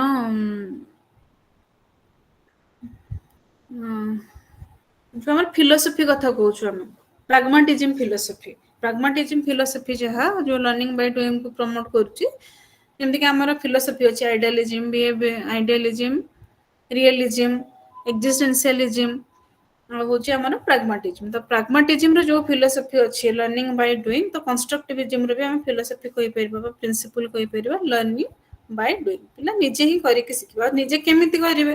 ଆକ୍ଟିଭିଟିଜ ହେଇପାରେ କିମ୍ବା ଏକ୍ସପେରିମେଣ୍ଟ ହେଇପାରେ କିମ୍ବା କିଛି ତୁମେ ସିଚୁଏସନ ବି ପ୍ରୋଭାଇଡ କରିପାରିବ, ଯେମିତିକି ରୋଲ ପ୍ଲେ ହେଇପାରିଲା, ଷ୍ଟୋରି ଟେଲିଂ ହେଇପାରିଲା, କିଛି ବି ୱେରେ। କିନ୍ତୁ ପିଲା ନିଜେ ପିଲାଙ୍କର ଇନଭଲଭମେଣ୍ଟ ଅଧିକ ରହିବ, ଟିଚରଙ୍କ ରୋଲ କମ ରହିବ, ପିଲାଙ୍କ ରୋଲ ଏଠି ଅଧିକ ରହିବ, ମାନେ ପିଲା ସବୁଥିରେ ଇନଭଲ୍ଭ ହେବେ। It is built piece by piece through experience, including our action on objects around us and observing the result of our action. Constructivist learning is, in general, is characterized by the four following features. कौन features अच्छी? Now, learners construct their own understanding. Learners construct their own understanding. जोटा हमें कहते हैं learning by doing. निजे ही knowledge construct करेंगे. New learning depends upon the learner's current understanding. पिलांको पाखरे presently कौन अच्छी? First, जोटा हमें कहते हैं placement assessment कथा कहूँलु. पिलांको पाखरे current knowledge कौन अच्छी? से हिसाब रे से knowledge construct करेंगे. Then social interaction facilities learning जोटा कि हमें कहते हैं collaborative learning, cooperative learning. हमें जे कौन से उड़े project दे दो पिला मिसी की करूँचंदी. तो तांको भीतर इंटरेक्शन केमती होबो? तो कंस्ट्रक्टिविज्म अप्रोच थ्रो रे भी पिलांगर सोशल स्किल डेवलप होबा दरकार। से माने किछ छिडाई की कहि परिबे, संग मिसी परिबे, तो सोशल इंटरेक्शन फैसिलिटेटेड लर्निंग। तो से माने स्कूल रे इंटरेक्ट करले जे कि स्कूल बाहर भी इंटरेक्ट करि परिबे। तो यदि स्कूल रे से माने फ्री होचंती गुटे कम्युनिटी रे जेडा हम को पिलांगर मोरल डेवलपमेंट होबा दरकार। यदि से स्कूल रे फ्रीली कहि परछु कोटा ठीक कोटा भूल, ताले से सोसाइटी रे भी सोसाइटी रो डेवलपमेंट रे भी से पिला हेल्प करिव। Then meaningful learning occurs through authentic learning task. Authentic learning task जोटा मैं खाली डिस्कशन ऑथेंटिक कहले हमरो जोटा in daily type by nature रे जो लर्निंग होची जोटा मीनिंगफुल वे रे हबार अछि। तो कंस्ट्रक्टिविज्म इन लर्निंग रो चारिटा फीचर्स अछि जोटा कि learners construct their own understanding और own knowledge. New learning depends upon the learner's current understanding. Social interaction facilitates learning, and meaningful learning occurs through authentic learning tasks. तापर आसबा learner autonomy. Learner autonomy कहले कोन होची? Self होची। तो learner autonomy can be used by teachers to enable such student to believe that their life is indeed under their own control. पिला निजे निजे को control करबे, निजे निजे को ड्राइव करबे, the learn according to his or her wishes rather than under external pressure. एंते हमें कुछ जोटे पिला रेडी नहीं, थॉर्नडाइक रो जो अछि लॉ ऑफ रेडीनेस। यदि पिला रेडी नाहंती ताले हमें पढिबे आगो पिला को रेडी करिवो। केमिति रेडी करिवो? तो डिफरेंट वार्म अप एक्टिविटीज अछि। किछि पिला को पजल माध्यम रे हो, माने 2 मिनिट हला 5 मिनिट हला पिला को किछि गेम्स दे परिबा, किछि पे हमें तांको किछि पे वे रे तांको एक्टिव करिबो, तांको तांको अटेंशन को सीक करिबो। तो डिफरेंट एक्टिविटीज हे पारे। पिला को आगो रेडी करिबा, ता परे पिला पाठ पढिबे। पिला को हमें किछि प्रेशर माने पाठ पढा हला सेकेंडरी, पाठ पढा हम केबे भी प्राइमरी नुह, प्राइमरी जिंस नुह। आगो पिला कोन करिबे ना पिला तांको हिस्सा तांको खुशी रे से माने पढिबे। हमें जबरदस्ती पढाई परिबेन, कारण जबरदस्ती पढाइले से माने किछि सुनिबे। तो लर्नर ऑटोनॉमी कहिले जोटा हमर कोछि लर्निंग ट्रेंड्स, माने एबेका सिस्टम रे कोन चली छि, एबेका ट्रेंड्स रे कोन, एबेका प्रेजेंट कॉन्टेक्स्ट रे कोन चली छि। किंतु एबे इग्रो मटेरियल किछि रिवाइज्ड हेनी जो माने प्रीवियस हिसाब रे, माने एटा भी ट्रेंड भी एटा भी ओल्ड हे गलानी, बे पुनी ट्रेंड चेंज हेलानी। तो जो प्रीवियस मटेरियल कथा हमें देखिबा इग्नो मटेरियल सेबेका हिसाब रे जो टाइम रे मटेरियल हमर डेवलप हेतिला से टाइम रे लर्निंग ट्रेंड्स कोन थिला ना लर्नर ऑटोनॉमी को फोकस करा होतला। जे the learner will learn according to his और her own wishes rather than under external pressure. कौनसी के pressure देबेनी। The following 6 steps taken by the teacher can enable the learner to use autonomy in a responsible and constructivist manner. The teacher should allow and encourage learners to make choices. The teacher should help learner to plan action, जेटा हमें कुछ plan of action किसी planning करिबा to attain their self-selected goal. The teacher should hold students responsible for the consequences of their choice. The teacher should justify the limits, rules, and constraints, and all respect these rules, his or her personal behavior. The teacher should explain to students that negative emotional reaction to teacher control and natural. The teacher should use non-controlling positive feedback. He or she should see poor performance as a problem to be solved and not as a object of criticism.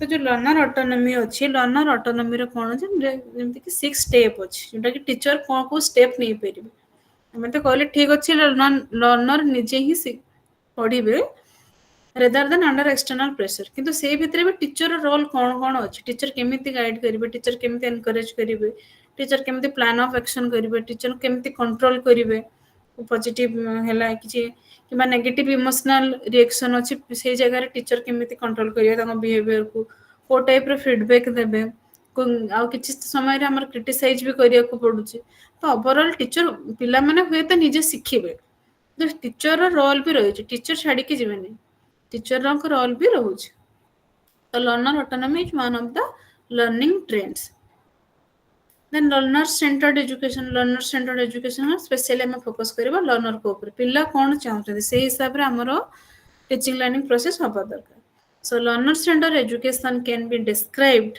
as education based on learners needs their interest and their preferable style of learning पिल्ला जहा पढिया पे चाहू जंती से हिसाब रे हमें पिल्ला को प्रोवाइड करियो and learner centered education demands more effort and time from the teacher तो हमर लर्नर सेंटर एजुकेशन कोन होची ना पिला माने चाहते टीचर तांगु अधिक टाइम दियो माने स्पेशली हमर लर्नर को पैसे फोकस करा होची देन हला गाइडेड लर्निंग कोन ना guided learning is A partly teacher control but largely learner control technique guided learning is a partly teacher control but largely learner control technique guided को coach जेंति guided teacher guide करिवे किंतु partly teacher control teacher guide करिवे किंतु हेले भी learner निजे ही निजो activities को कंट्रोल करिवे तो गाइडेड लर्निंग माने नुए टीचर रो रोल अधिक होची टीचर हे त गाइड करि पे the guidance provided by the teacher makes the learner more confident to tackle the learning tasks J teacher instruction देबे ठीक करछि कि भूल करछि टीचर गाइड करिवे it belongs to the middle phase of teaching somewhat halfway between the dependent learning and independent learning जेटा कि हमर भाइगस के कथा हम कहउतले जो अन प्रोक्सिमल डेवलपमेंट कथा कहउतले कि पिला किछि करि पारुनी without the help of teacher से डिपेंडेंट हे जाउछि तो टीचर सिटी हेल्प करले धीरे धीरे कोन करिवे टीचर सिटी विड्रॉ करते बा तांको हेल्प करिवे पिला निजे करिवे और डिपेंडेंट और इंडिपेंडेंट लर्निंग भीतर जो फेज टा रहउछि ताको हम कहउछि guided learning then self learning हले पिला निजे ही सिखिबे any technique of learning which is regulated and directed by the individual learner leads to self learning and self learning is the practice of gaining a new knowledge or a new skill outside of a structured classroom environment it may also be called self instruction technique learning to learn skills are important primarily because after formal education everyone has to take charge of his or her learning self learning must be planned organized and based on self assessment self learning कहा पर base करछ self assessment ऊपर then plan भी हेतबा दरकार हमें निजे learning करले भी हमर लर्निंग ता केमति होबा दरकार प्लान हेतबो ऑर्गेनाइजिंग वे रे हेतबो कहा परे कोन होबो और कहा परे कोन होबो पुनी ठीक से हैला कि नै ता पई कोन दरकार असेसमेंट दरकार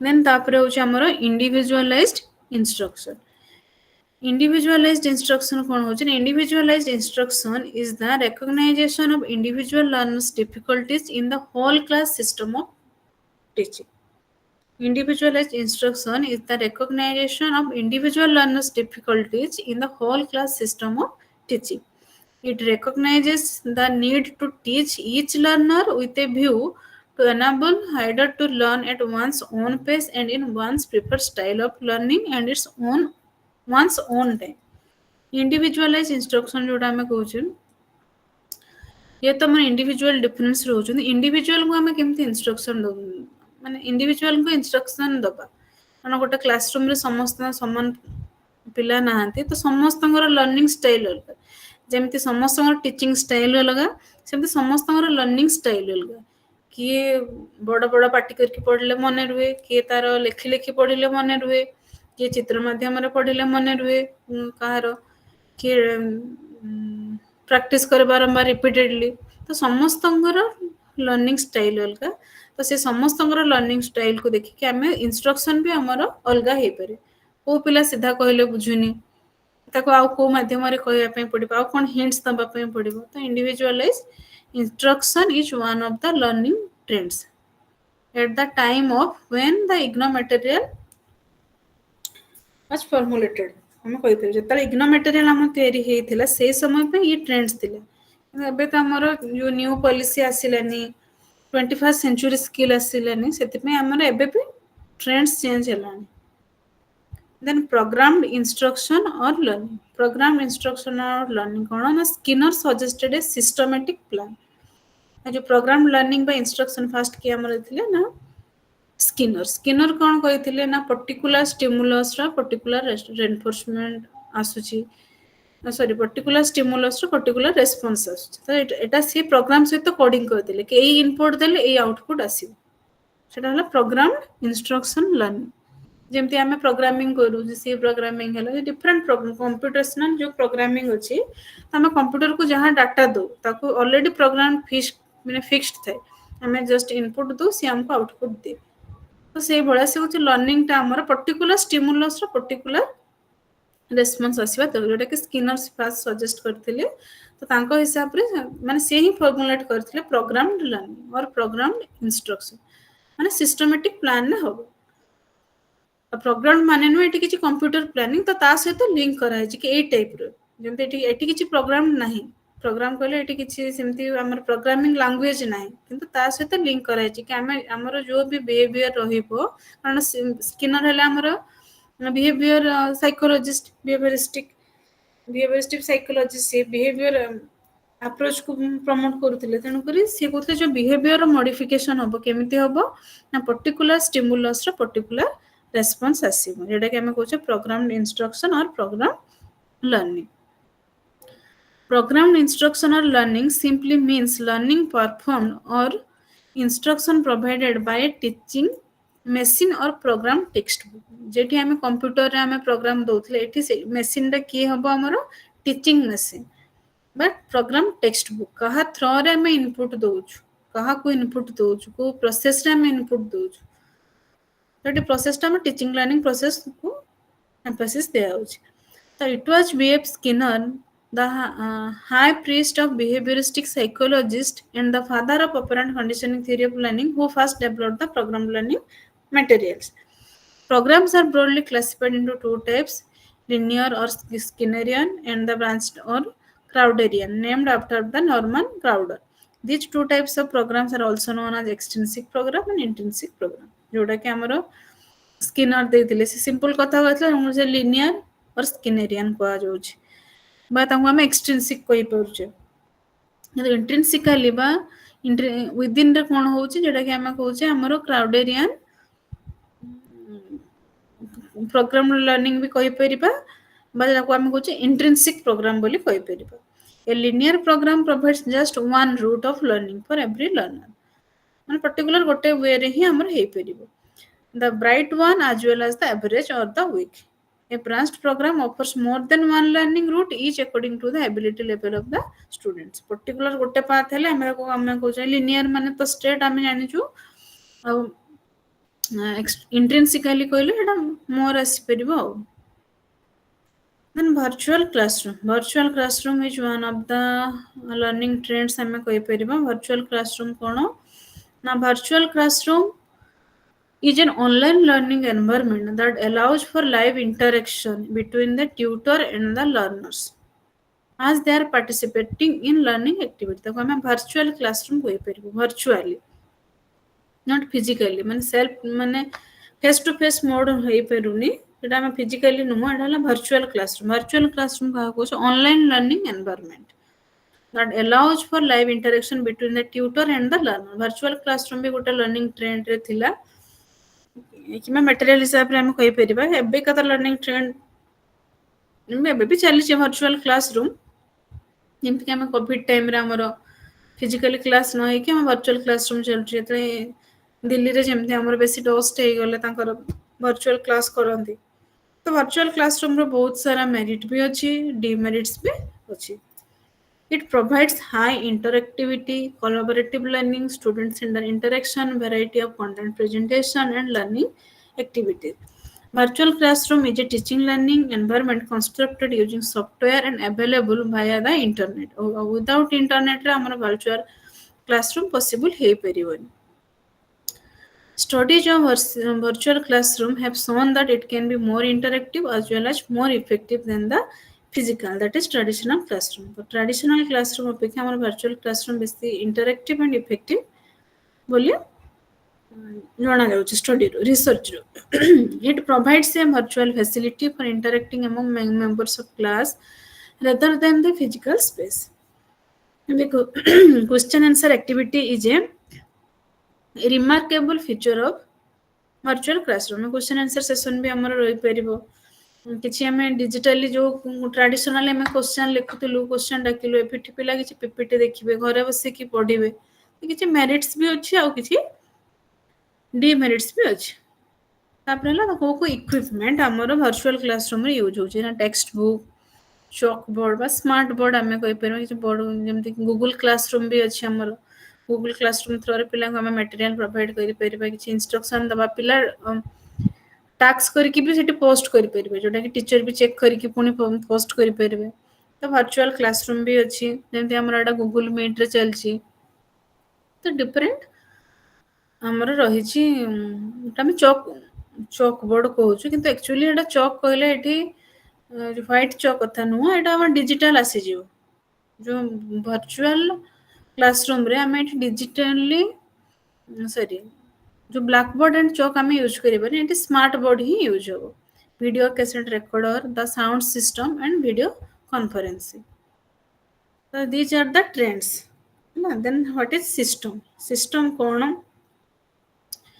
a system has the following essential features it consists of certain number of essential system अछि माने subsystem रहिबो all the subsystems are interconnected and support each other जो सिस्टम रो सब सिस्टम रहले संक भीतर interconnection रहउछि the subsystems make a closed but complete in itself system thus a system can be described as a closed network of interacting and mutually dependent subsystem of components system हम कथा कहउछन कि हम कोन कहउछु हमरो human body system respiratory system जो particular system कथा कहउछ system बोले किछि जिंस को नै कि हम सिस्टम कि हम साउंड सिस्टम कहउछ एति के जिंस न होले हमर साउंड आसीबनी म्यूजिक बाजिबनी तो सेमति सिस्टम रो किछि सब सिस्टम रहै छै से सिस्टम रो जो सब सिस्टम रहै छै ताका भीतर इंटरैक्टिव होबा क्लोज नेटवर्क गोटे औ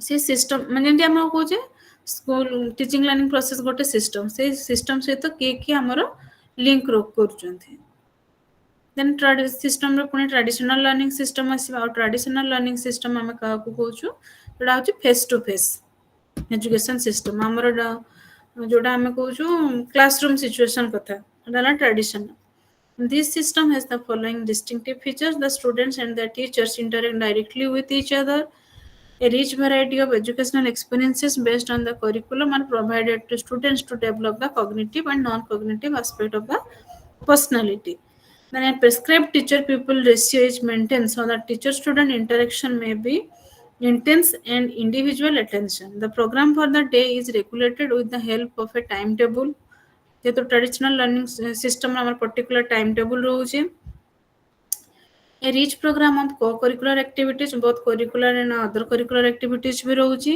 the academic session is fixed and well defined in terms of number of teaching days and vacation केते vacation रहउछि कोन रहउछि और टीचर पीपल रेशियो केते रहउछि कोन करिकुलम हमर फ्रेमवर्क हेछि तो ओवरऑल ट्रेडिशनल लर्निंग सिस्टम रे ए सब हमर तार डिस्टिंक्टिव फीचर्स रहिछि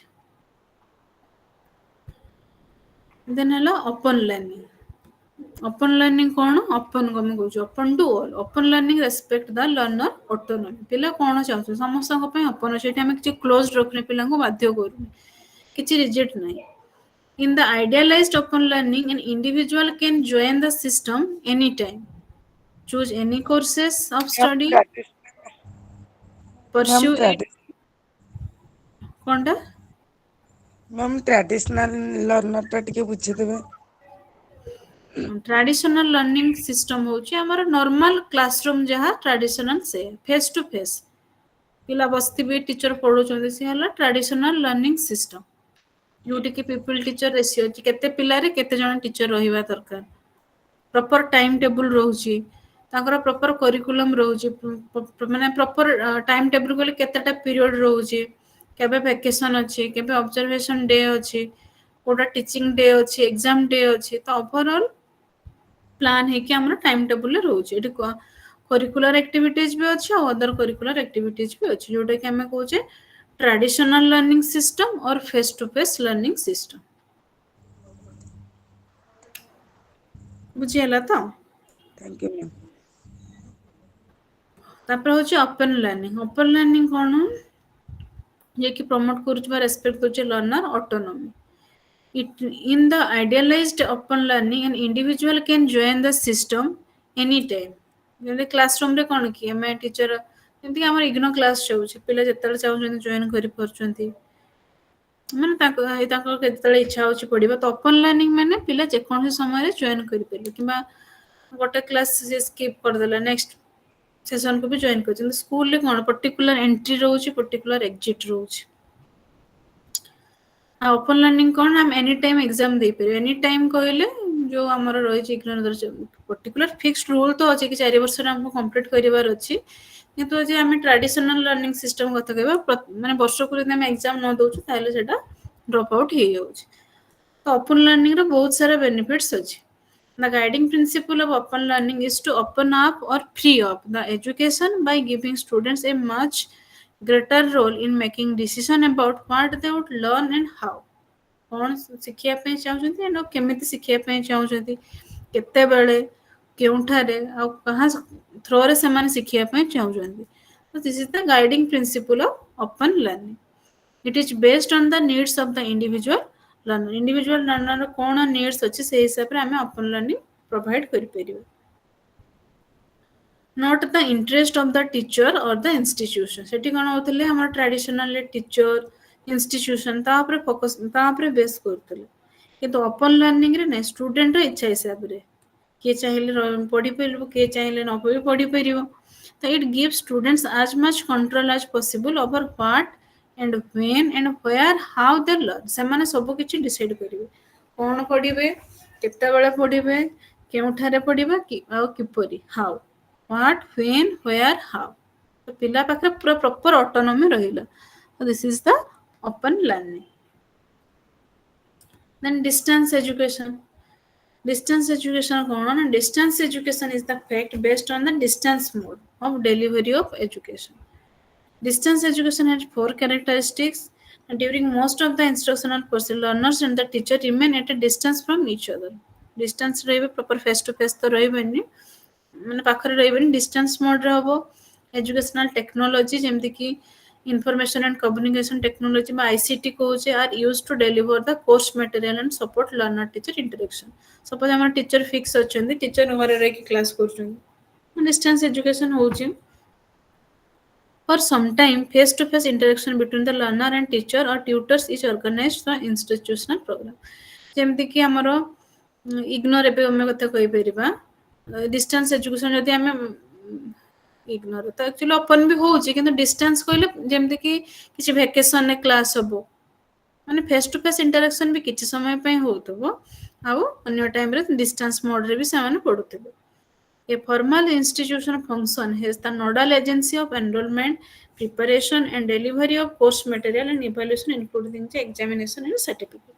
तो ये जो distance education जमते कि distance and regular particular गोटे institution सेटा provide करि परियो माने ट्रेडिशनल क्लासरूम रे जहा डिस्टेंस भी समान जेमति कि समान एग्जाम हबो एठी भी एग्जाम हबो सेठी जेमति थिबो कि नै गोटे थर एग्जाम न देले एठी भी से समान जिंस किंतु एठी स्कोप कोन रहउची ना एठी क्लास टा सब समय रे होउनी केते बेले हमें डिस्टेंसली भी पढी परछो केते किछि समय रे वेकेशन टाइम रे भी हमरो क्लास हे परछ एटा हला डिस्टेंस एजुकेशन सेटा हला ओपन एटा पिला निजे ही चूज करेंगे किंतु डिस्टेंस एजुकेशन ये मटेरियल भी फिक्स रही गला यही मटेरियल ही पिला पढ़े कौ समय रे तांकर एनरोलमेंट हम को प्रकार मटेरियल पढ़े कौ समय रे एग्जाम हम सर्टिफिकेट भी से इंस्टीट्यूशन दबो तो एटा हला डिस्टेंस एजुकेशन तापरे हला open and distance learning system जेटा मिसी की मैम डिस्टेंस टा बोथ ओपन आउ हे परिबो कि नहीं ओपन एंड डिस्टेंस लर्निंग अलग खाली डिस्टेंस लर्निंग होची अलग माने ओपन एंड डिस्टेंस लर्निंग टा आउट के ब्रॉडर आसी जाउ जेमति कि डिस्टेंस कहले जेमति कि हमर MA education suppose MA education जदी डिस्टेंस लर्निंग होबो जेमति कि 2 वर्ष जदी 2 वर्ष कोर्स माने 2 वर्ष रे ही सारिया को पड़िबो नले सेटा ड्रॉप आउट हे गला डिस्टेंस लर्निंग वे तो डिस्टेंसली पढ़िबे पिला किंतु तारो रूल्स एंड रेगुलेशन सब ट्रेडिशनल भले माने रेगुलर कोर्स भले किंतु ओपन एंड डिस्टेंस लर्निंग कहले जेमति कि मटेरियल टा हमर फ्रीली और रहउची कि पिला निजे भी चूज करि परिबे ता सहित हमर जो वेकेशन ने क्लास होची सेटा भी हे परिबो ओपन लर्निंग अलगा डिस्टेंस लर्निंग अलगा and open and distance learning अलगा जोटा कि हमर इग्नो प्रोवाइड करूची से हला ओडीएल जेटा हमें कहूचे open and distance learning openly भी हबो आउ डिस्टेंस मोड रे भी हमें पढ़ी परिबे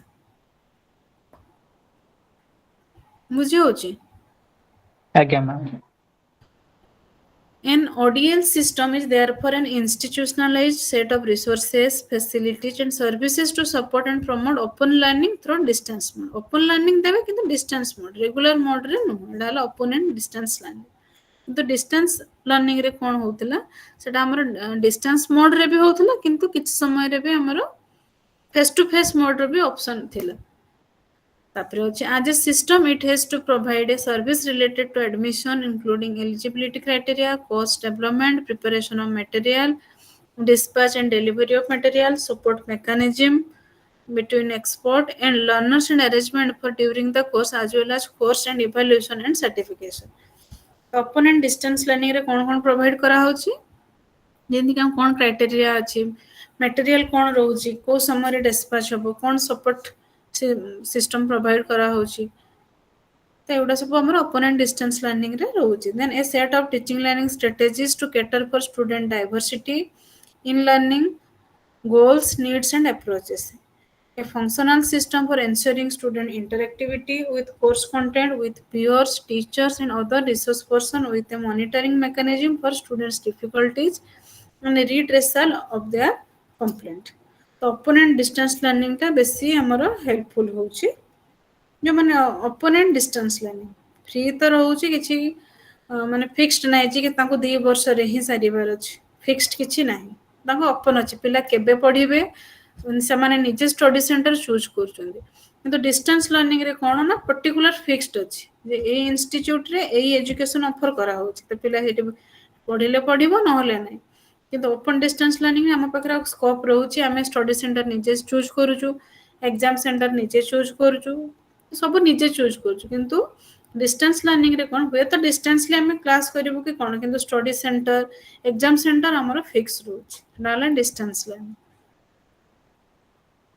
एंड नेक्स्ट हला life long learning system life long learning system हेले कोन होबो थ्रू आउट द लाइफ हमर लर्निंग रो किछि तो सेमती एंड नाही प्रॉपर तो लर्निंग टा हमर लाइफ लॉन्ग प्रोसेस तो life long learning system as a system aims at systematic acquisition renewal and upgrading of knowledge skill and attitudes and it promotes self directed learning activities leading to greater self fulfillment in each individual successful lifelong learning system can be based on two organizing principles vertical integration और गोटे होची horizontal integration जो life long learning टा हमर दुईटा principal ऊपर base करूची डाला वर्टिकल आउट होची हॉरिजॉन्टल हम टॉप टू बॉटम कहूछ आ गोटे पैरेलल कथा कहूछ it should be organized in such a manner that formal education received through various agencies each coordinated with each other and function as a continuation from one stage to the next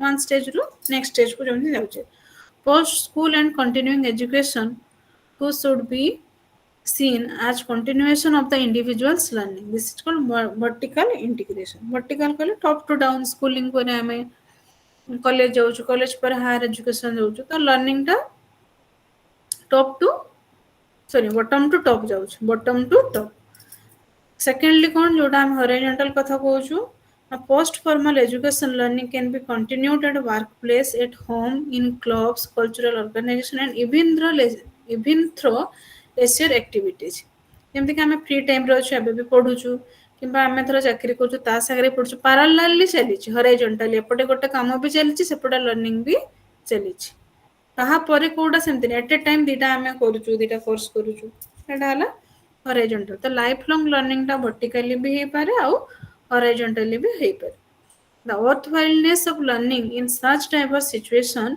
needs to be recognized and used for supporting lifelong learning system this is horizontal integration तो vertical integration आउ गोटे होची हमर horizontal integration सेटा हला हमर fourth unit सरिला जोटा कि ब्लॉक 1 एथिकरे कहार कोन डाउट अछि कहिबे 69 और 43 स्लाइड पे ଟିକେ ଦେଖନ୍ତୁ 69 ଅଛି व्हाट इज सिस्टम सिस्टम